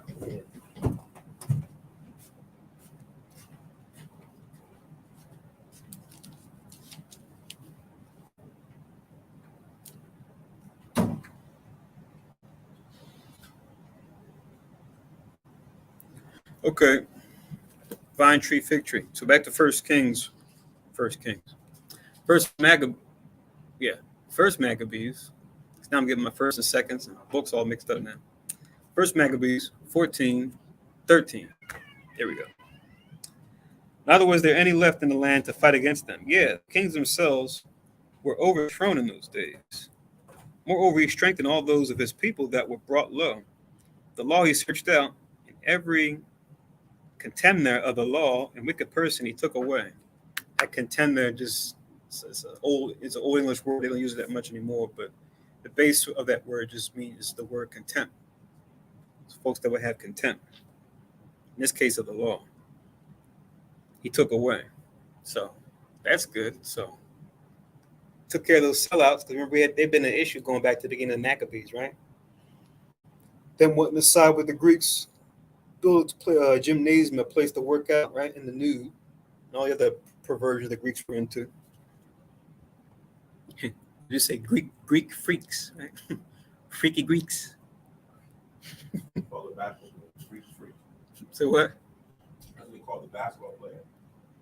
Oh yeah. Right. Freak. This fight, I just saw a clip of him. He was meeting Allen Iverson. He was like starstruck. He said, "Oh man, Allen Iverson, He said, I watched, movies about you, documentaries, and you said, Michael Jordan's the reason why, you're playing basketball. As I'm telling you right now, you are the reason why I'm playing basketball." It was pretty nice. You see, Allen was like, smiling, was like, "Oh, giving them props too. Like, I see you out there doing your thing, okay, It was a nice little short. I'm not sure if it was after a game or what, but it's kind of nice to see that. It's kind of making me think of the we just read, right? It's not like, man, you a has-been, I'm gonna undo all your scores, I'm gonna show you who the real MVP is. It was that you saw that love, that appreciation, even though it's under the curse still, but it's still nice to see. And appreciation for the old generation to the young generation. Every time I see Allen Iverson, I always think of the big thing they made about him saying practice. at press conference that were, heard around the world. Allen Iverson, he's so good. He doesn't need to practice. Oh, that's where are your rings at, Allen? Maybe that's why you should practice, huh? But they kind of took what he was saying out of context, regardless whether or not he practiced or not. That's not really what he was saying, but it's just that whole thing is just a mess. Yeah, I just remember every sports radio, every day, like sports radio, we're talking about it,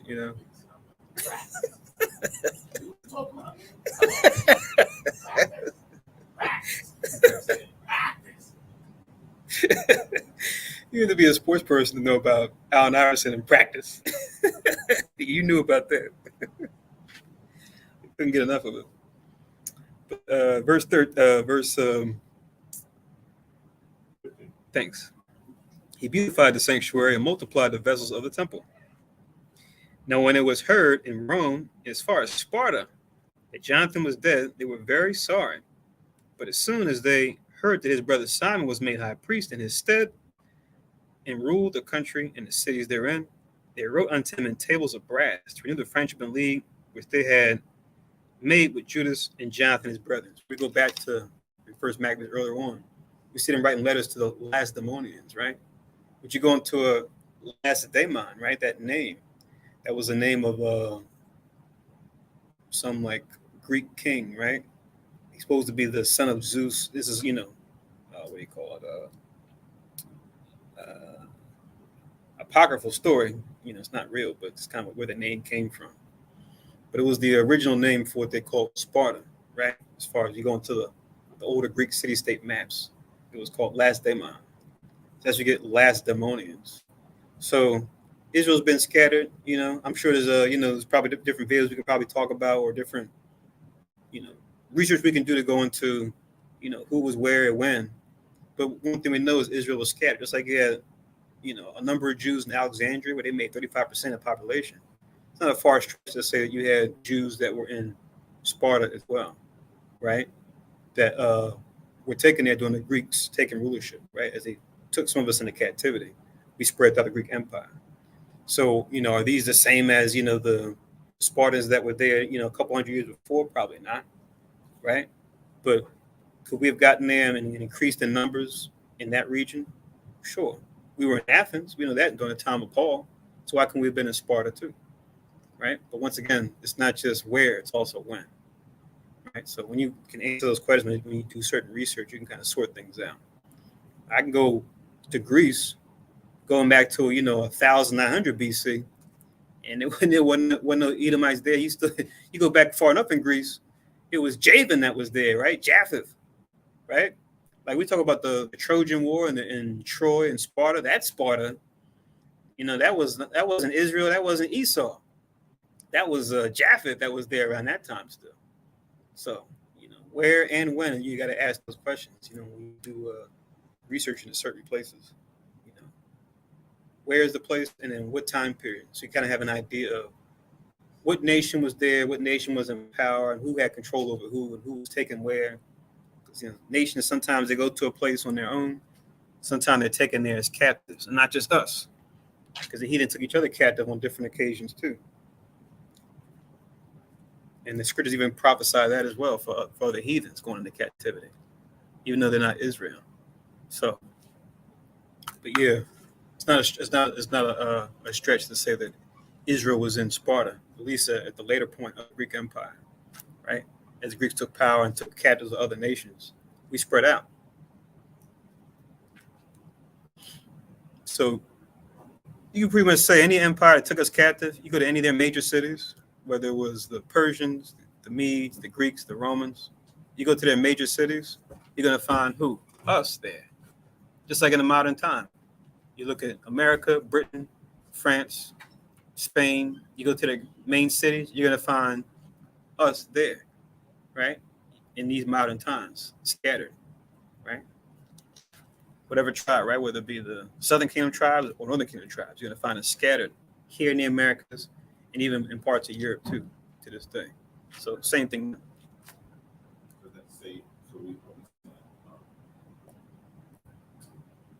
Possibility of these Lacedaemonians being Israel? Oh, from what I read, yeah. Um, I guess I can pull up the. I just wanted to mainly go into the Greek guys, but you know when you pull up Sparta, it says this. I think in just in the intro part, does it say it? It didn't really say what I wanted, but I'll just use this as a last daemon reference.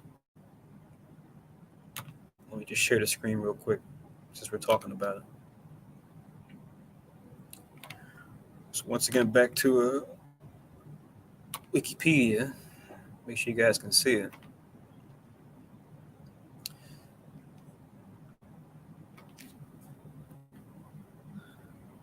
So it says here. Here's a map here on the right here. Sparta was a prominent city-state in Laconia in ancient Greece. In antiquity, in the city-state known as Lacedaemon, that's where that Lacedaemonian comes from. While the name Sparta referred to its main settlement on the banks of the Eurotas River in Laconia, southeastern Peloponnese. Peloponnese? I'm sure I'm saying that right. Around 650 BC, it rose to become the dominant military land power in ancient Greece. So this is way before the time that we're in right now, right? Because the time we're in right now is around the 140s BC. As you go on, it says, given its military preeminence, Sparta was recognized as a leading force of the unified Greek military during the Greco-Persian Wars, right? Which is that's going into the times of 300 Leonidas, all that kind of stuff. And arrived with the rising naval power of Athens. So Athens was the other chief city amongst the Greeks. They were principal enemy of Athens during the Peloponnesian War, which emerged victorious after the Battle of Aegiospotamine, first decisive battle. Then it jumps forward and talks about what happened during the Roman Empire, which kind of past what we're talking about. But I mean, there's other things too, as far as the phalanx and democracy, and how Spartan women had certain rights there too, unlike other nations and things like that. But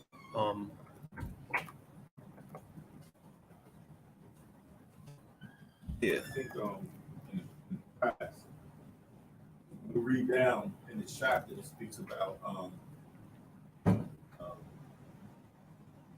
how they reference us as like brothers, stuff to that effect. Mm-hmm. Like we assume that had to be Israel because it's people that's calling us brothers, but these individuals had to have been, in my opinion, heathen based on what we read from verse back in the scriptures, back in verse 18. It says in First Maccabees 14:18, which you read, it says, they wrote unto him in tables of brass to renew the friendship and league which they made with Judas and Jonathan, his brother. So now when you go back into the story, into the history, the renewed kinship that was with Judas started with the Romans and the kingdom that they was now building up when they made the league with Judas Maccabees. Judas Maccabees was having that problem with Demetrius. And he said, let me go start checking out these Romans that's on the rise. And these guys is, they got honor. They're allowing us to, do what we want and still keep our laws outside of what these guys are doing. So it was all about jockeying and league. But then it says in First Maccabees 10, it says Judas and Jonathan. So there was two leagues made. One that started with Judas, and then Judas died. Then now they came back and made it with Jonathan. But in First Maccabees chapter 10 and verse 17, so now this is where they're making the renewed league with Jonathan, who's now the captain of the host. It says, upon this he wrote a letter and sent it unto him according to these words, saying, King Alexander to his brother Jonathan sendeth greeting. Now this is the king who's an Edomite, but he's sending a letter to Jonathan calling him his brother. Now we know you go back in history that the Edomites and Israel were brothers based on our forefathers, but they're not like brother based on us coming out of the nation of Israel. This is just that alliance that people say when you're going from one kingdom to the next, you building up your allies, you refer to them as your brother or whatever the case may be. And that's what happened with Judas and Jonathan. And now here is Simon coming in, and now they're looking to renew that same type of league that they had with his older brothers. Now they're going to do that with them from all the way from, from Rome all the way to Sparta, right? So that's that realm that they're controlling. And now they're saying, listen, we control this realm, and we want to be cool with y'all again, right? If war pop off, we're going to be there for you, right? If something pop off for us, hopefully you be there with us, so to speak. Yeah, come. Yeah, I'll just say that what I did find here was unconclusive at best. So when I was saying I could see them being scattered there, I really wasn't saying it like I knew for sure per se. But I guess I mean I'm not denying that they could be scattered there because we are scattered everywhere. Yeah. But in the sense of they're the ones that's writing the letter to renew the kinship as they're in a position of authority. That part, based on scripture, these are actual the heathen that's writing these letters and trying to renew the alliance that they had with Judas and Jonathan. Because what I was looking for, and I couldn't find it, and maybe I will find it later. Who knows? Lord knows. Is something even like in a primary source, just kind of going into like you have, it's in most primary source. You can go into Jews in Alexandria. We know it was their city, but we had it was like a family of Zadok that was different from the family that Simon came from, but they were both, priestly families. When it started a city, they pretty much built a whole temple and everything, but they built it in, I think it was this place called Lent. I can't remember the name of it now. Lenta. I could probably Google it, but either way, they had pretty much built a temple, and you had the family of Zadok continue on in Alexandria. And they continued on up until the time of 70 AD. When they finally took out Jerusalem, they went and took out the Jewish priestly temple that was like a kind of like a replica. It wasn't, like the temple in Jerusalem, but they had like a smaller embassy type thing set up in Alexandria, Egypt, which this time was under the Romans. They went and took them out too. So I guess what I was looking for, I haven't found it. If it is there, it's something like that, maybe in Sparta. Maybe a place where Jews got together and kind of, kept to themselves and kept the laws. Like you talk about Ecclesiasticus, for example. They were those three men, like grandfather, father, son. They call him, Ben Sira, but Jesus, the son of Sirach. That family. They all came out of Alexandria. You read in the beginning of the preface in Ecclesiasticus, it says when Euergetes was king, which Euergetes was, I think, like the third Ptolemy. It's going to the time frame. They were like a little bit before the Maccabees, the 200s, when they wrote that book. So it's been inconclusive what I've found so far about Spartans and Jews being in Sparta. Not so much the leadership, but just a group of us that may have had like some kind of enclave, like we had in Alexandria. I wouldn't see it being far-fetched if there was. I'm just I haven't found anything that's like solid to say, yeah, we had a group of people that were there that were doing this, But I'm sure it's out there, and I'll take a look too, because I'm sure some brothers have probably done deep dives into this, and hopefully the books didn't take them away. I'm sure brothers have probably done digs into the Spartans, because where the temptation comes in is to go into and say, yeah, see, Spartans were us, and then when they say that it was always us, and then now lapse into like other stuff where they say 300, where it's like that was many years before. You know what I mean? That's where you're kind of taking like a leap, where it's just like, I don't know about that. Yeah, they cover the face of the judges, but not all the time. Sometimes it's actually them. You just gotta be careful when you do research with Esau, because they'll keep events, dates, and times together, but the paintings they show you are the things that throw you off, especially when it comes to the Dark Ages. They have a bunch of these paintings and drawings where it's just like, this ain't what they look like. You go to J.A. Rogers, he'll go into, okay, when these people were ruling, these were their coats of arms. Here's the paintings of what they actually look like compared to the paintings that they give us. Usually when we do a Google search, we watch some documentary, those should have had like their own paintings. Or it might be our paintings, and you could tell like they look kind of washed away, where they kind of washed off the, any like evidence that they had like some kind of pigment. Jack Johnson. Yeah, right, exactly. Like Yahya Kanan had pointed out to us. Socrates. See Socrates, right? Right, and then another one that's really annoying to me is like they just decided to create a whole new person. I was talking to Yagazaga about this the other night about what was it? Gladiator. Everybody, like all those Caesars, were actually real people. Like the old guy in the beginning, Commodus, they were real Caesars. Now you got Maximus, and Gladiator rose up, then became the new head over Rome. And it's just like, well, and at least in that case, he died. But that Maximus character is totally made up. But we know who does fit that mold, at least partly, which makes you have to look sideways at like these Hollywood directors and screenwriters. Like, this is actually supposed to be a story about Septimius Severus, same time period. He rose about a gladiator arena, but he didn't die. He actually took over and ruled. Sorry for spoilers. Nobody, you guys didn't see Gladiator. I just spoiled the end. But so I mean, you mean to tell me? And then they called him Spaniard. I'm like, wondering if that's kind of like an inside joke, because we know that we took over Spain for a certain period of time.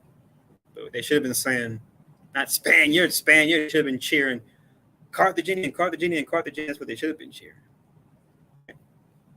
That's who actually Maximus is based on, given the time frame and who was actually the one to take the reins over Rome at that point. So yeah, we can call Job 924 on that one, but 300, I don't know. You got to show me a little bit more on that. I just seen this. I didn't know about this. I have to check and see if this is still a thing. They have a TV miniseries called Severus, the Black Caesar. Yeah, I didn't. Who published it? Is it somebody overseas or somebody here? I gotta check it out and see. But yeah. Came out. It's a book. It was a book, but I think they made it to a TV series. Interesting. Yeah, this is pretty much what it says when you were talking about Samak, which once again it's kind of inconclusive. But from what we can see, it's more just talking about, like you said, their leadership. But it's inclusive as far as any number or portion of us actually being there at that time. That was noteworthy to mention. But it says, an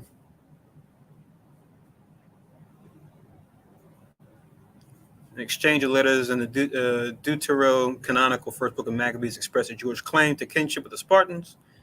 Then it goes back to what we read in 1 Maccabees 12 and 20, where it says, we are the stock of Abraham.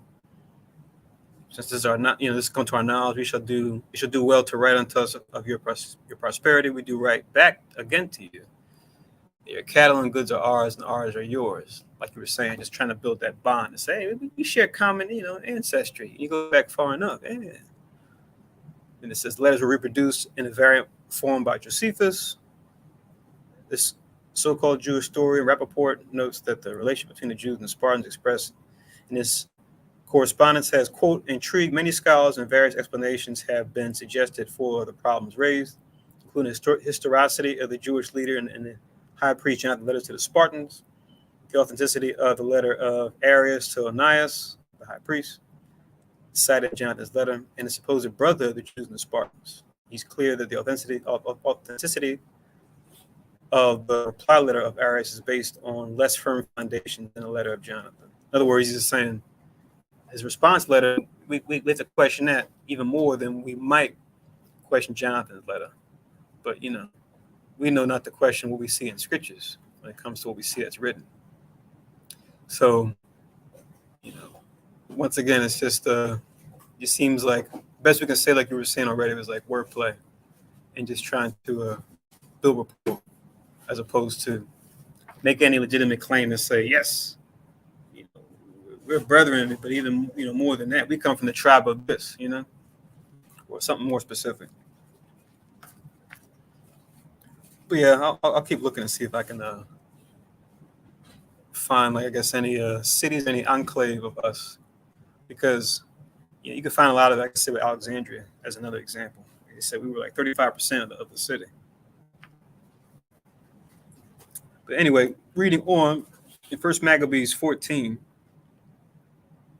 in verse 17, it says, "But as soon as they heard that his brother Simon was made high priest in his stead, and ruled the country and the cities therein, they wrote unto him in tables of brass to renew the friendship and league which they had made with Judas and Jonathan his brethren, which writings were read before the congregation in Jerusalem. And this is the copy of the letters that the Lacedaemonians sent, the rules of Lacedaemonians with the city unto Simon the high priest, and elders and priests, and residue of the people of the Jews, our brethren, send greeting." So just remember, like we said already, at the highest level, we know, say Lacedaemonians and say Spartans, they pretty much kind of go hand in hand, right? As far as where these people are at. "The ambassadors that were sent unto our people certify us of your glory and honor, wherefore we were glad of their coming, and did register the things that they spake in the counts of the people in this manner. Emenius, son of Antiochus, and Antipater, son of Jason, the Jews' ambassadors, came unto us to renew the friendship they had with us." We're taken back by the Greek names as us. We had Greek names, at this time, definitely during the time of Christ, Greek names and Latin names, right? Even though it's us. "And it pleased the people to entertain the men honorably and to put the copy of their embassage in public records. Then the people of the Lacedaemonians might have a memorial thereof.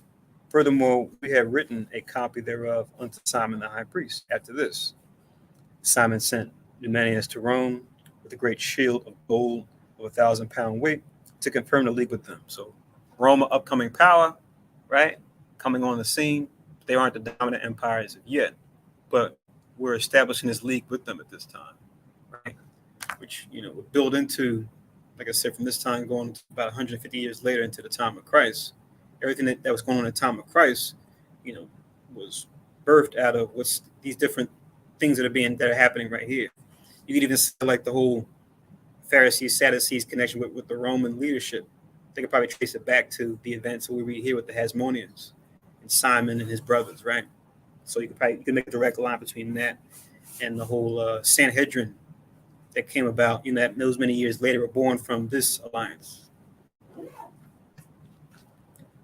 So it says, "Whereof when the people heard, they said, What thanks shall we give to Simon and his sons? For he and his brethren in the house of his father have established Israel and chased away in fight their enemies from them and confirmed their liberty."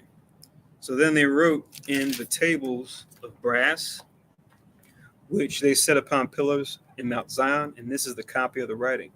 "The 18th day of the month Elul, in the 100 year, being the 3rd year of Simon the high priest." Elul, who remembers what number month that is? We usually go by numbers, but what number month is Elul?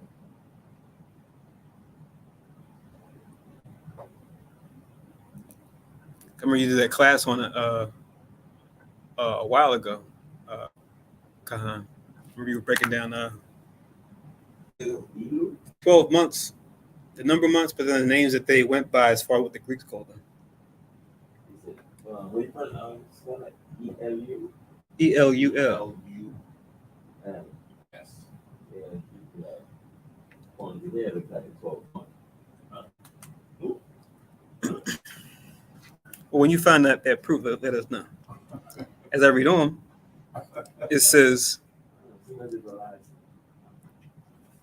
gonna say you're wrong. I just said show and prove. It says that Saramal, because we have different tools we can use, right? We got the concordance, we got the Bible dictionary, we got the Bible atlas, Bible itself. See what you can find. It says in verse 28, at Saramal, in the great congregation of the priests and people, and rulers of the nation, and elders of the country, were these things notified unto us, for as much as oftentimes there have been wars in the country, wherein for the maintenance of their sanctuary and the law of Simon the son of Mattathias, of the prosperity of Jerib. Remember, this is the Jehoiarib we read about in 1 Maccabees 2, right? And we saw that reference also in 1 Chronicles. We can go into that family that Mattathias and his sons come out of to verify the lineage. You know, it's funny too. As I was doing research into these different things, I found that Josephus, who wrote the Jewish historian, he actually claims that I think he says on his mom's side, no, his dad's side, comes from that Joarib family too. I said, oh, that's kind of interesting. So Josephus was a Levite, more specifically an Aaronite, but out of that same family, at least according to what he claims when it comes to his lineage. Together with his brethren, put themselves in jeopardy in resisting the enemies of their nation, did their nation great honor. For after that, Jonathan, having gathered his nation together and been their high priest, was added to his people. Their enemies purposed to invade their country, that they might destroy it and lay hands on the sanctuary. At which time Simon rose up and fought for his nation, and spent much of his own substance, and armed the valiant men of his nation, and gave them wages, and fortified the cities of Judea, together with Bethsor, that lieth upon the borders of Judea, where the armor of the enemies had been before. And he set a garrison of Jews there. Where we fortified Joppa, which lieth upon the sea, and Gazara, that bordered upon Azotus, where the enemies had dwelt before.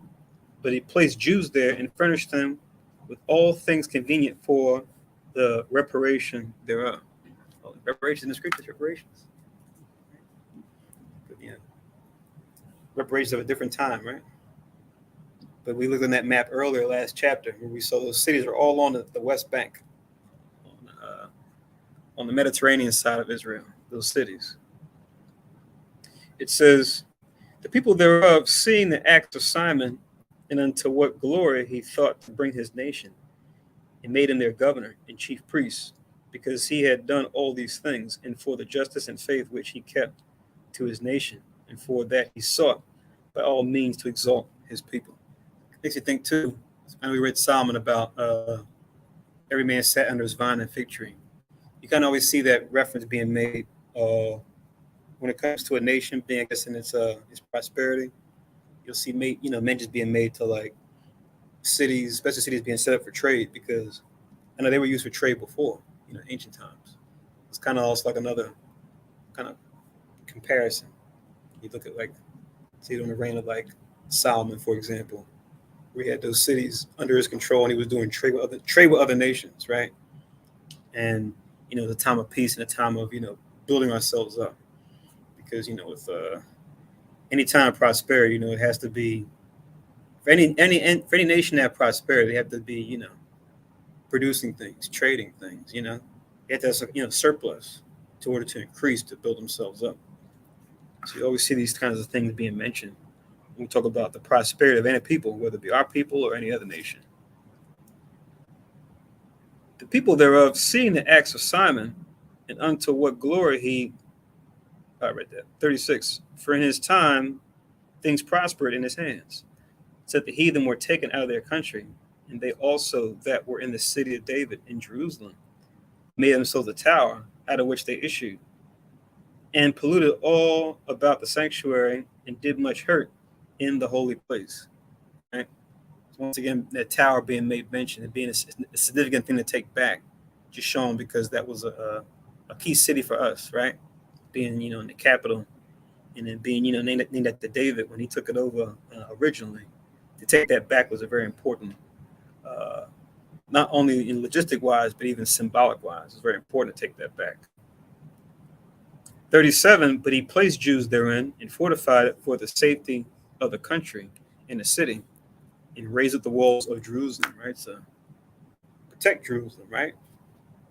To fortify it, to strengthen it.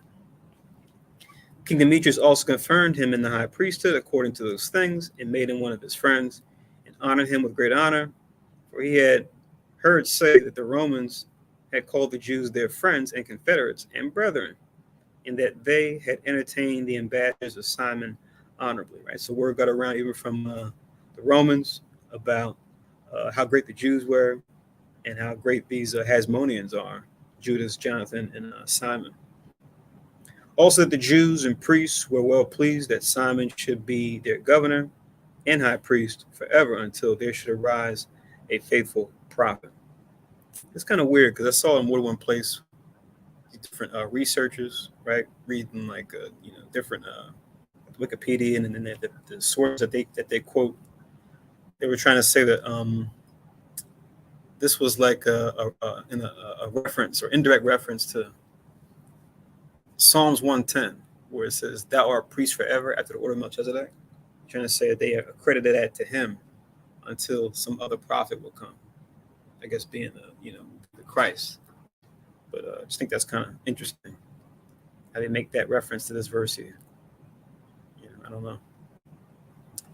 Reading on in verse 42, it says, "Moreover, that he should be their captain and should take charge of the sanctuary, to set them over their works and over the country and over the armor and over the fortresses, that I say he should take charge of the sanctuary.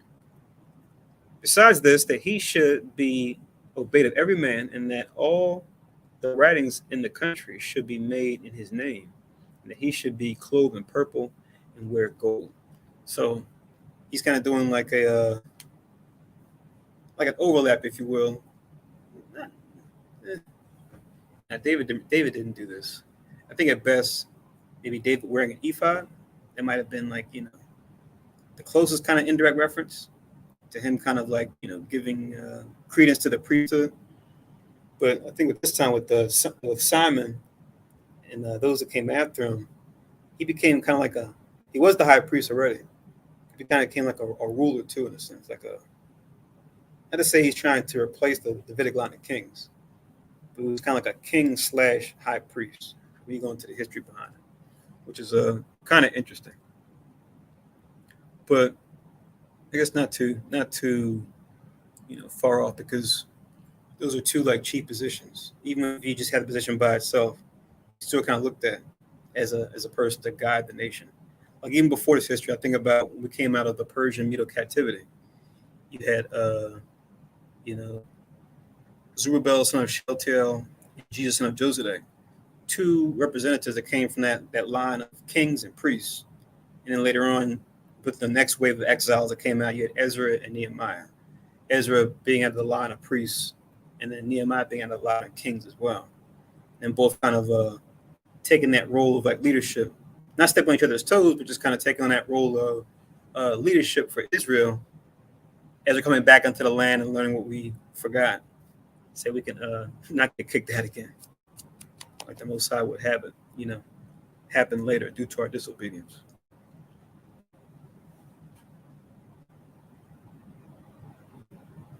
So two different roles, but they both are leadership roles, right? As far as the high priest as well as the king, right? When it comes to Israel. The third one, of course, being the captain of the host. Those being the three chief positions that you see in Israel anytime we had our government set up. But anyway, reading on, it says, "Also that it should be lawful for none of the people or priests to break any of these things, or to gainsay his words, or to gather an assembly in the country without him, or to be clothed in purple, or wear a buckle of gold. And whosoever should do otherwise, or break any of these things, he should be punished. Thus it liked all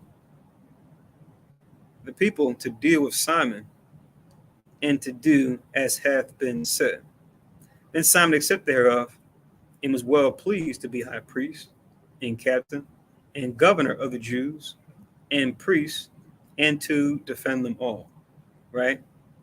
So got confirmation from the Most High ultimately, but then Most High, by changing the hearts and minds of men, got the confirmation from these other heathen rulers, right? That we had a league or partnership with, namely the Lacedaemonians and the Romans, right?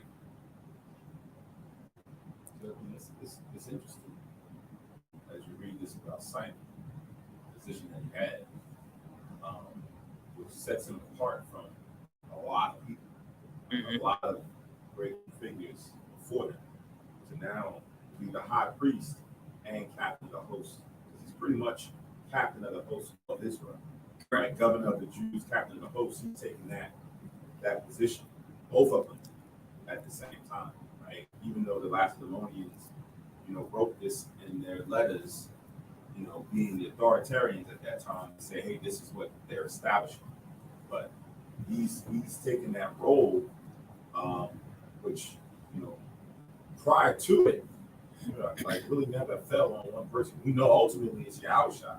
Yahushua is going to be, the one that's going to rule and order and authority over everyone. He's going to be the high priest after the order of Melchizedek, and he's going to be the king of kings, ruling over all the governments in all the world at that time. But to see that Simon had somewhat of a small snippet of that during this period of time where it was just within Israel.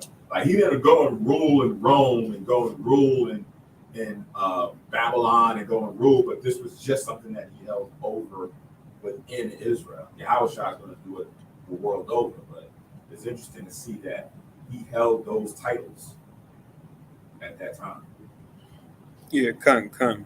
Like I said, it kind of makes you think back to what I was mentioning with verse 41, how certain historians will kind of make an allusion to Psalms 110 when it comes to that verse. It's just like, wonder how far that that would have gone. And you kind of read, I think, about 2 or 3 generations down, things kind of fell apart a little bit, like with his son, and I think there was like his son, and I think his, because there's like what, since we're, I'll talk more about that when we go further into the history, because if I go into that, it'll kind of be leading into when we talk about John Hyrcanus and then those that come after him as far as the legacy of the Hasmonean dynasty. We'll probably talk about that next time. Right. I mean, even in that verse, though, the way it's worded, that he should be a high priest forever until there should be a faithful prophet, right? So it's not like, sometimes when you read in the Bible, words are not, how should I say, some words are not, it's an expression, right? And sometimes if you read it literal, it's confusing, like, hold on, but how can that be forever? How can they be in judgment forever? But are they going to be off in some mystical place where they're never coming back? Like, what's going to happen? So it's not literal, it's figurative in certain cases. In this case, it gives you that definite that says, let him be the one that will rule as long as he can until someone else comes up. Like, before him, it was Jonathan. Before Jonathan, it was Judas, right? So now Judas was going to be the one. They made that league, and then what happened? Judas died. Then what happened? Jonathan came up, and then they made the league with Jonathan, right? And then it's like, all right, he's the guy. Okay, Jonathan died. Now it's Simon. Okay, let him be the guy until somebody else steps up, and then we'll make that league with him, right? So that's kind of how it is. But it wouldn't be like how the Most High did with David, that said that he shall not have one that's going to sit on the throne that comes from out of his loins. Like, that was going to continue on forever, right? He was always going to have a Judite that was going to sit on the throne. That was the oath that the Most High made with David. Come.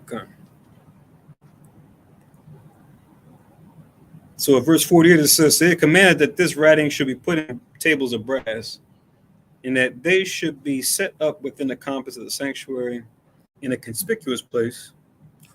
Also, the copies thereof should be laid up in the treasury to the end that Simon and his sons might have them." Now I wonder where those are right now. I wonder if after 70 AD, maybe somebody held on to those things, right? Passed them down. Could they be one of those, Vatican stash? These tables of brass. You might see the way the writing was,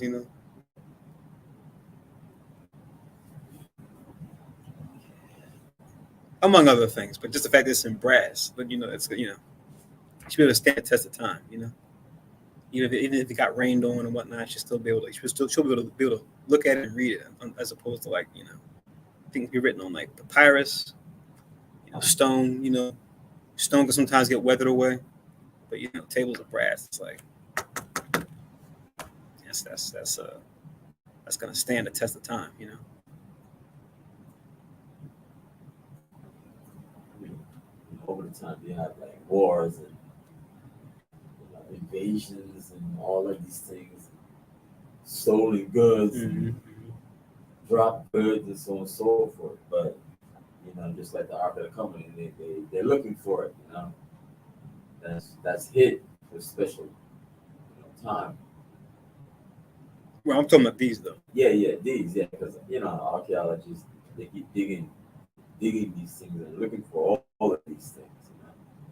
Right, because we know about the Ark of the Covenant. This is kind of up in the air. But even for Noah's Ark, they found that at the bottom of the Red Sea, and they found things to prove that the Bible, because they read the Bible, these archaeologists, they read the Bible and look for these dynasties, these rulerships that are here, there, and so on and so forth, and they find certain artifacts. Yeah, it's so funny because when atheists come to the camp, we mention these handful of things you just mentioned. They got no answer. They said they go back on their their own ignorance. And they say that they're supposed to be scientific. I don't believe in that. Okay, well, what do you believe in? You say you believe in science, you believe in proof, evidence. You show the proof and evidence of miraculous events. You got nothing to say. I always say at best, call yourself agnostic. Don't call yourself an atheist. Just say you can't prove there's a God. That's a person who's truly a scientist at heart would really be an agnostic, if anything. Because of all things we discovered that before, just a couple of years ago, we would say, "Oh, we would never do that." But the reason why they're atheists, that's probably going into something else that has nothing to do with that. But it's another discussion. But you had your hand up. Yeah, as far as for possibilities of somebody having these brass writings, if they do, what usually will happen is it doesn't get widely publicized, because if it does, it validates the Bible, it validates the Apocrypha. So they don't usually want to give credence or credit to the records that's found in the history that's recorded in the Bible, because now it will substantiate the Bible as being the book, right? Like even with the things that the relics that they found at the bottom of the Red Sea, they're not widely coming out and saying this is the only storyline in history that gives us some understanding of why these things are here, right? So if they did that, it's going to now draw you to saying, you know what, maybe there is some authenticity in what's written. And then you find another archaeological, thing that they dug up that's found in the scripture. You find another one and another one. It's like, yo, wow, this is crazy. So like even with Moab, when they found some of the relics of the ancient antiquity people of Moab, when they found the Moabite stone, and they have that information in there, right? It gives credence to the scriptures because it goes into the time of Chemesha. It goes into the storyline pertaining to what happened with Israel and the Moabites. It's found in the scriptures. Not only that, it has it in there on the writings. It has the Most High's name in there because it was one people and their God fighting against another people and their God. And it has the Lord's name. It doesn't have a higher in there. Like when people come and give you that debate of what's the Most High's name? It's a higher. Well, they didn't put a higher there on that writing. The heathen didn't know his name to be that, right? And who would have told him what the name was? But us. So our ancient ancestors publicize that name as saying we come into the name of the Most High. But that is on that writing, on their stone that was now recorded by them. So now when you go and you start bringing out this proof, it's like that, one after another, after another, after another, and they don't want to give the Bible that credit. Because now it kind of enforces that a lot of the stuff that they're putting out there is lies, right? Because now you're being drawn back to, well, this is really telling me what's the real deal. If all of these things is being verified in the world by archaeology, I got to come back to this. So they'll have it and like, keepsake, right? Like, yo, I got this pipe, traded on the black market or whatever the case may be for top dollar, but the conspiracy is going to keep that light hid. Right, try to diminish as much as it can of the stuff that comes out of the Bible, and that's where the rhetoric stops being logical, and now it becomes a battle of ethos reputation. So let me fall back on the lie because I went to Harvard, I went to Cambridge, I went to Yale, Oxford, one of these Esau propped up places. I'm just going to fall back on that and let that be my credibility. Or they'll try to do switcheroo and make you look at things that's a fable, like the chalice of Yahushua, right? The cup that he drank out of at the Last Supper, and then they'll make this cup so grandioso, right? They got diamonds and emeralds and all things all around this cup, and in your mind you're like, yes, that is the cup that Christ drank out of at the Last Supper. It had 12 different types of the blood. Ruby, right? That's the most. It had it on that cup, and then you're looking at that in movies and different things, and now your mind, or the handkerchief that they wipe Yahushua's face. Oh God! It's found, right? And you're looking now. Your mind is looking for these things. All this other information here is insignificant to you because they push lies as being the artifacts that you want to go and find and go look for. Yes, sir. Was it the Shroud of Turin? I forget what year it was, but I remember when that Shroud of Turin came out. Oh my God, I think it was so annoying. Every other History Channel, TV show, Shroud of Turin. You saw his face, look like Caesar Borgia, and it's just like, get that garbage out of here. Yeah, I had that book, and as an ex-Catholic, we tend to gravitate to all these things. But they have all the answers, and they have all the relics, and they have all of these things, and the nail that. The nail that they have that. They have, and people like, wow, they have all these grandiose churches and the marble and all that stuff, and the Pope and the Vatican. I see it's like, wow, they must have the true knowledge, So we tend to let's gravitate towards it, and it's a big seduction. Yep, they've created a living mythology. It's modern day mythology. It's pretty much what it is. And they focus everybody on Rome and the Vatican, and they have all of these things, and they show them out maybe every few hundred years they bring out something, this is it, this is it. Oh, Mary was here and Mary was there, and they go in and they pray the rosary and they pray the visitation.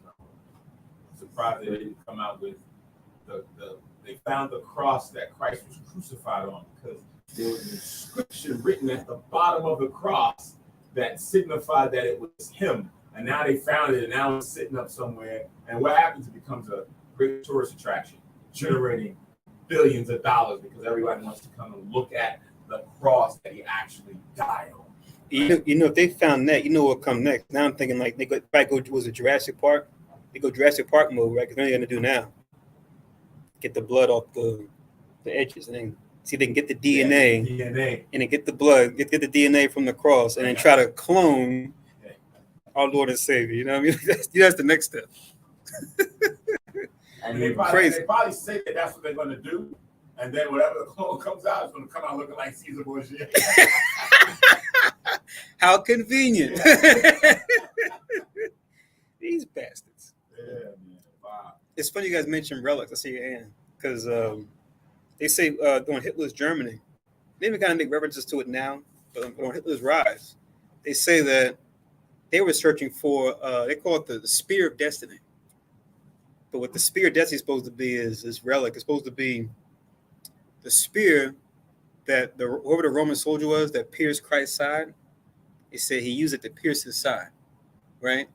And they say, whoever can find this actual spear, because it was taken by this person, and like we're talking about, empires rise and fall, it switches hands, right? Like this spear that allegedly pierced Christ has like occult principles, occult properties behind it, right? So it's like enchanted. Who can find this spear of destiny? And they even made like movies about it, like there's a comedy movie. Who's the he's a comedian dude, he's a kind of overweight. I could see his face. But he had this movie, it was called the Pick of Destiny. He's like playing a guitar, but like he has this guitar pick, but the guitar pick looks like a devil.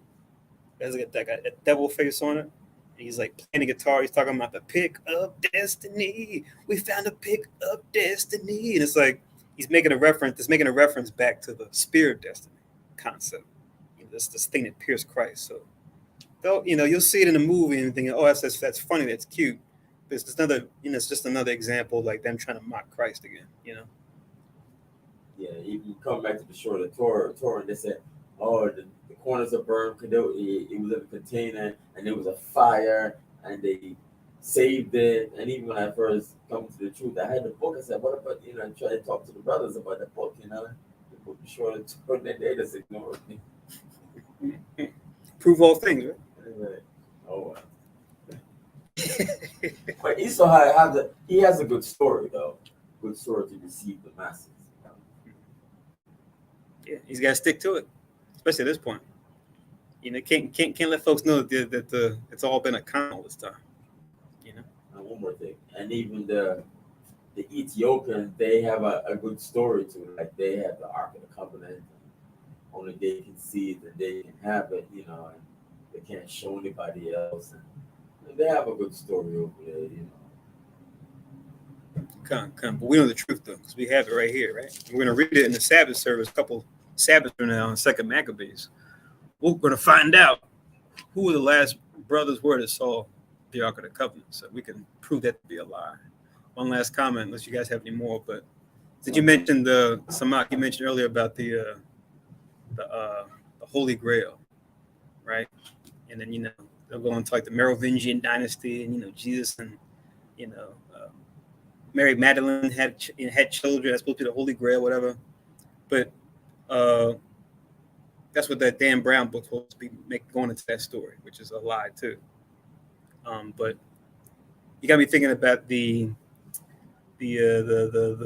Indiana Jones they did with Sean Connery, his dad, and they had that scene where they went into that room, with a whole bunch of cups on like the mantelpiece, and then you saw the one guy that was there. He went for the cup that had all the jewels. He was like, "This surely is the cup of the Messiah."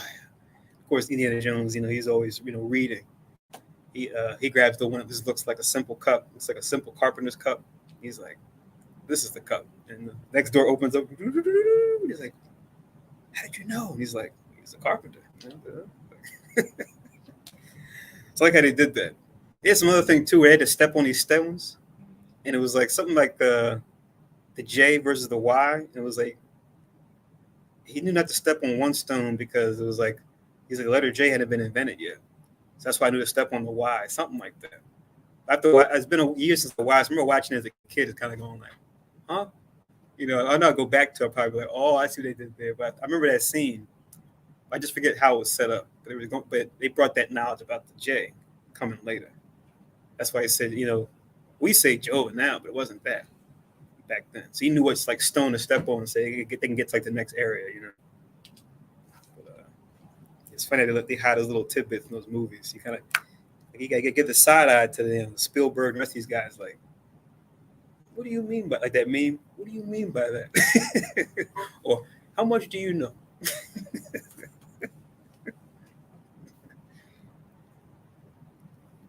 Job 924, man. We could spend all day going into Job 924, right? Different examples of it, but that's just a few. But we'll make an end here, y'all. So that was First Maccabees 13 and 14.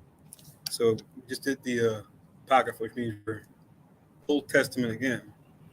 So, but last week, the brother here blessed us with 1 Samuel 22:23, which means we're going to be doing 24:25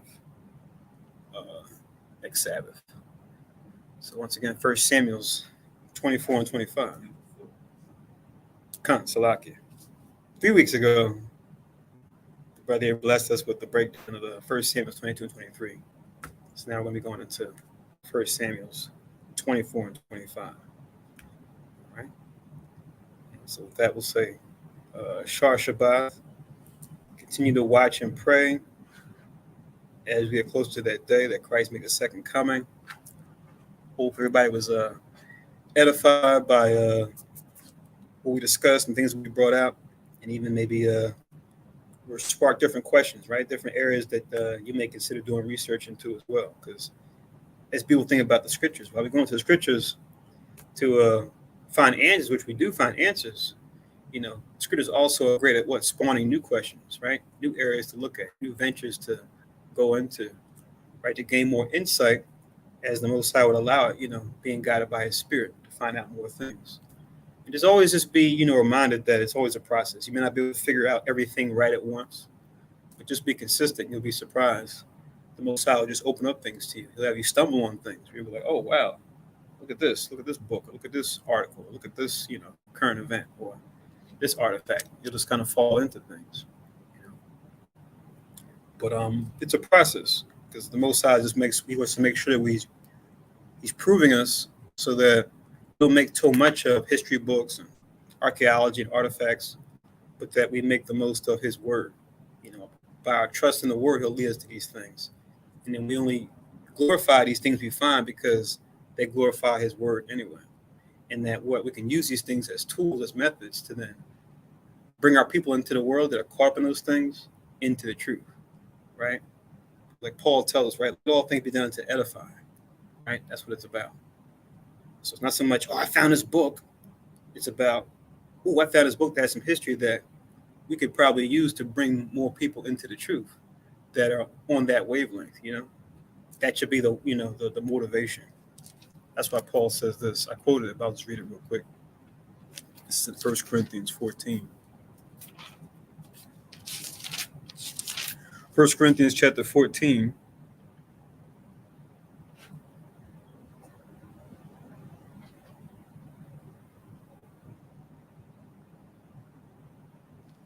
In verse 26,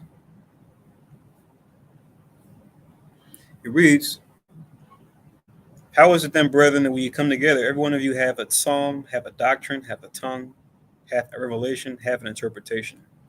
Let all things be done unto edifying. You read above and below in this chapter, that's pretty much what he's going into. He's saying, if anything, the Most High has shown you anything or open your understanding up to something, wonderful. But use that to actually build up the congregation. Don't just sit on it and be like, well, only I know about this, and you become some kind of funnel for information. No. Let that be known. Let that be something that you can actually use to help others with, right? Because, as he says in other places, knowledge puffeth up. So let's just not forget where these revelations come from and what we're supposed to be using those things for. So again, Shar Shabbat. Most of us will talk to everybody in a Tuesday and a Friday class. And with that, we'll do the closing prayers. So Shalom, Yasharala.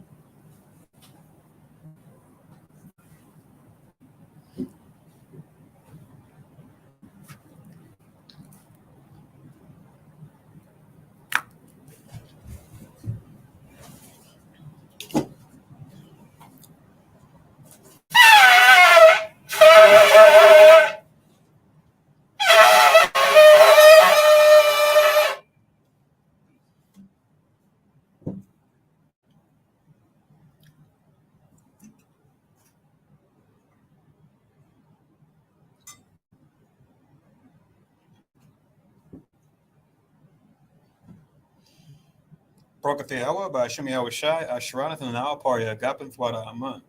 La Yahweh by Hashem Yahweh Shai, Yasher Allah.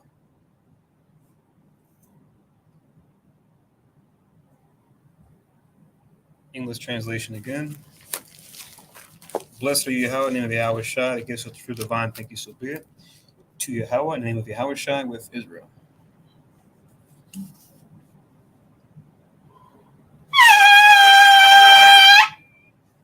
At Madwa, Panua Yerushalayim, stand and face Jerusalem.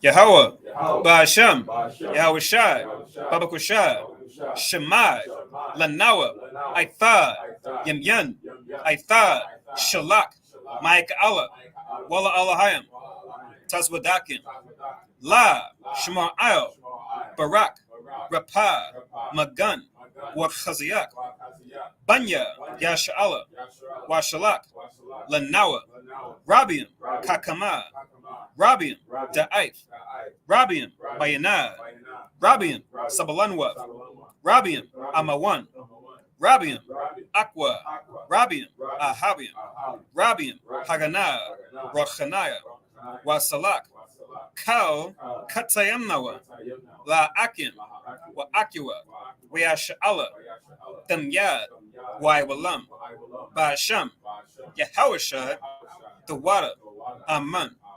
English translation, Yahweh, in the name of Yahweh Shai, please listen to us now. Right now, send Mike on the righteous powers to watch over, bless, heal, protect, and make strong the children of Israel. And send to us much wisdom, much knowledge, much understanding, much patience, much faith, much brotherhood, much love, much spiritual protection, and forgive all our sins.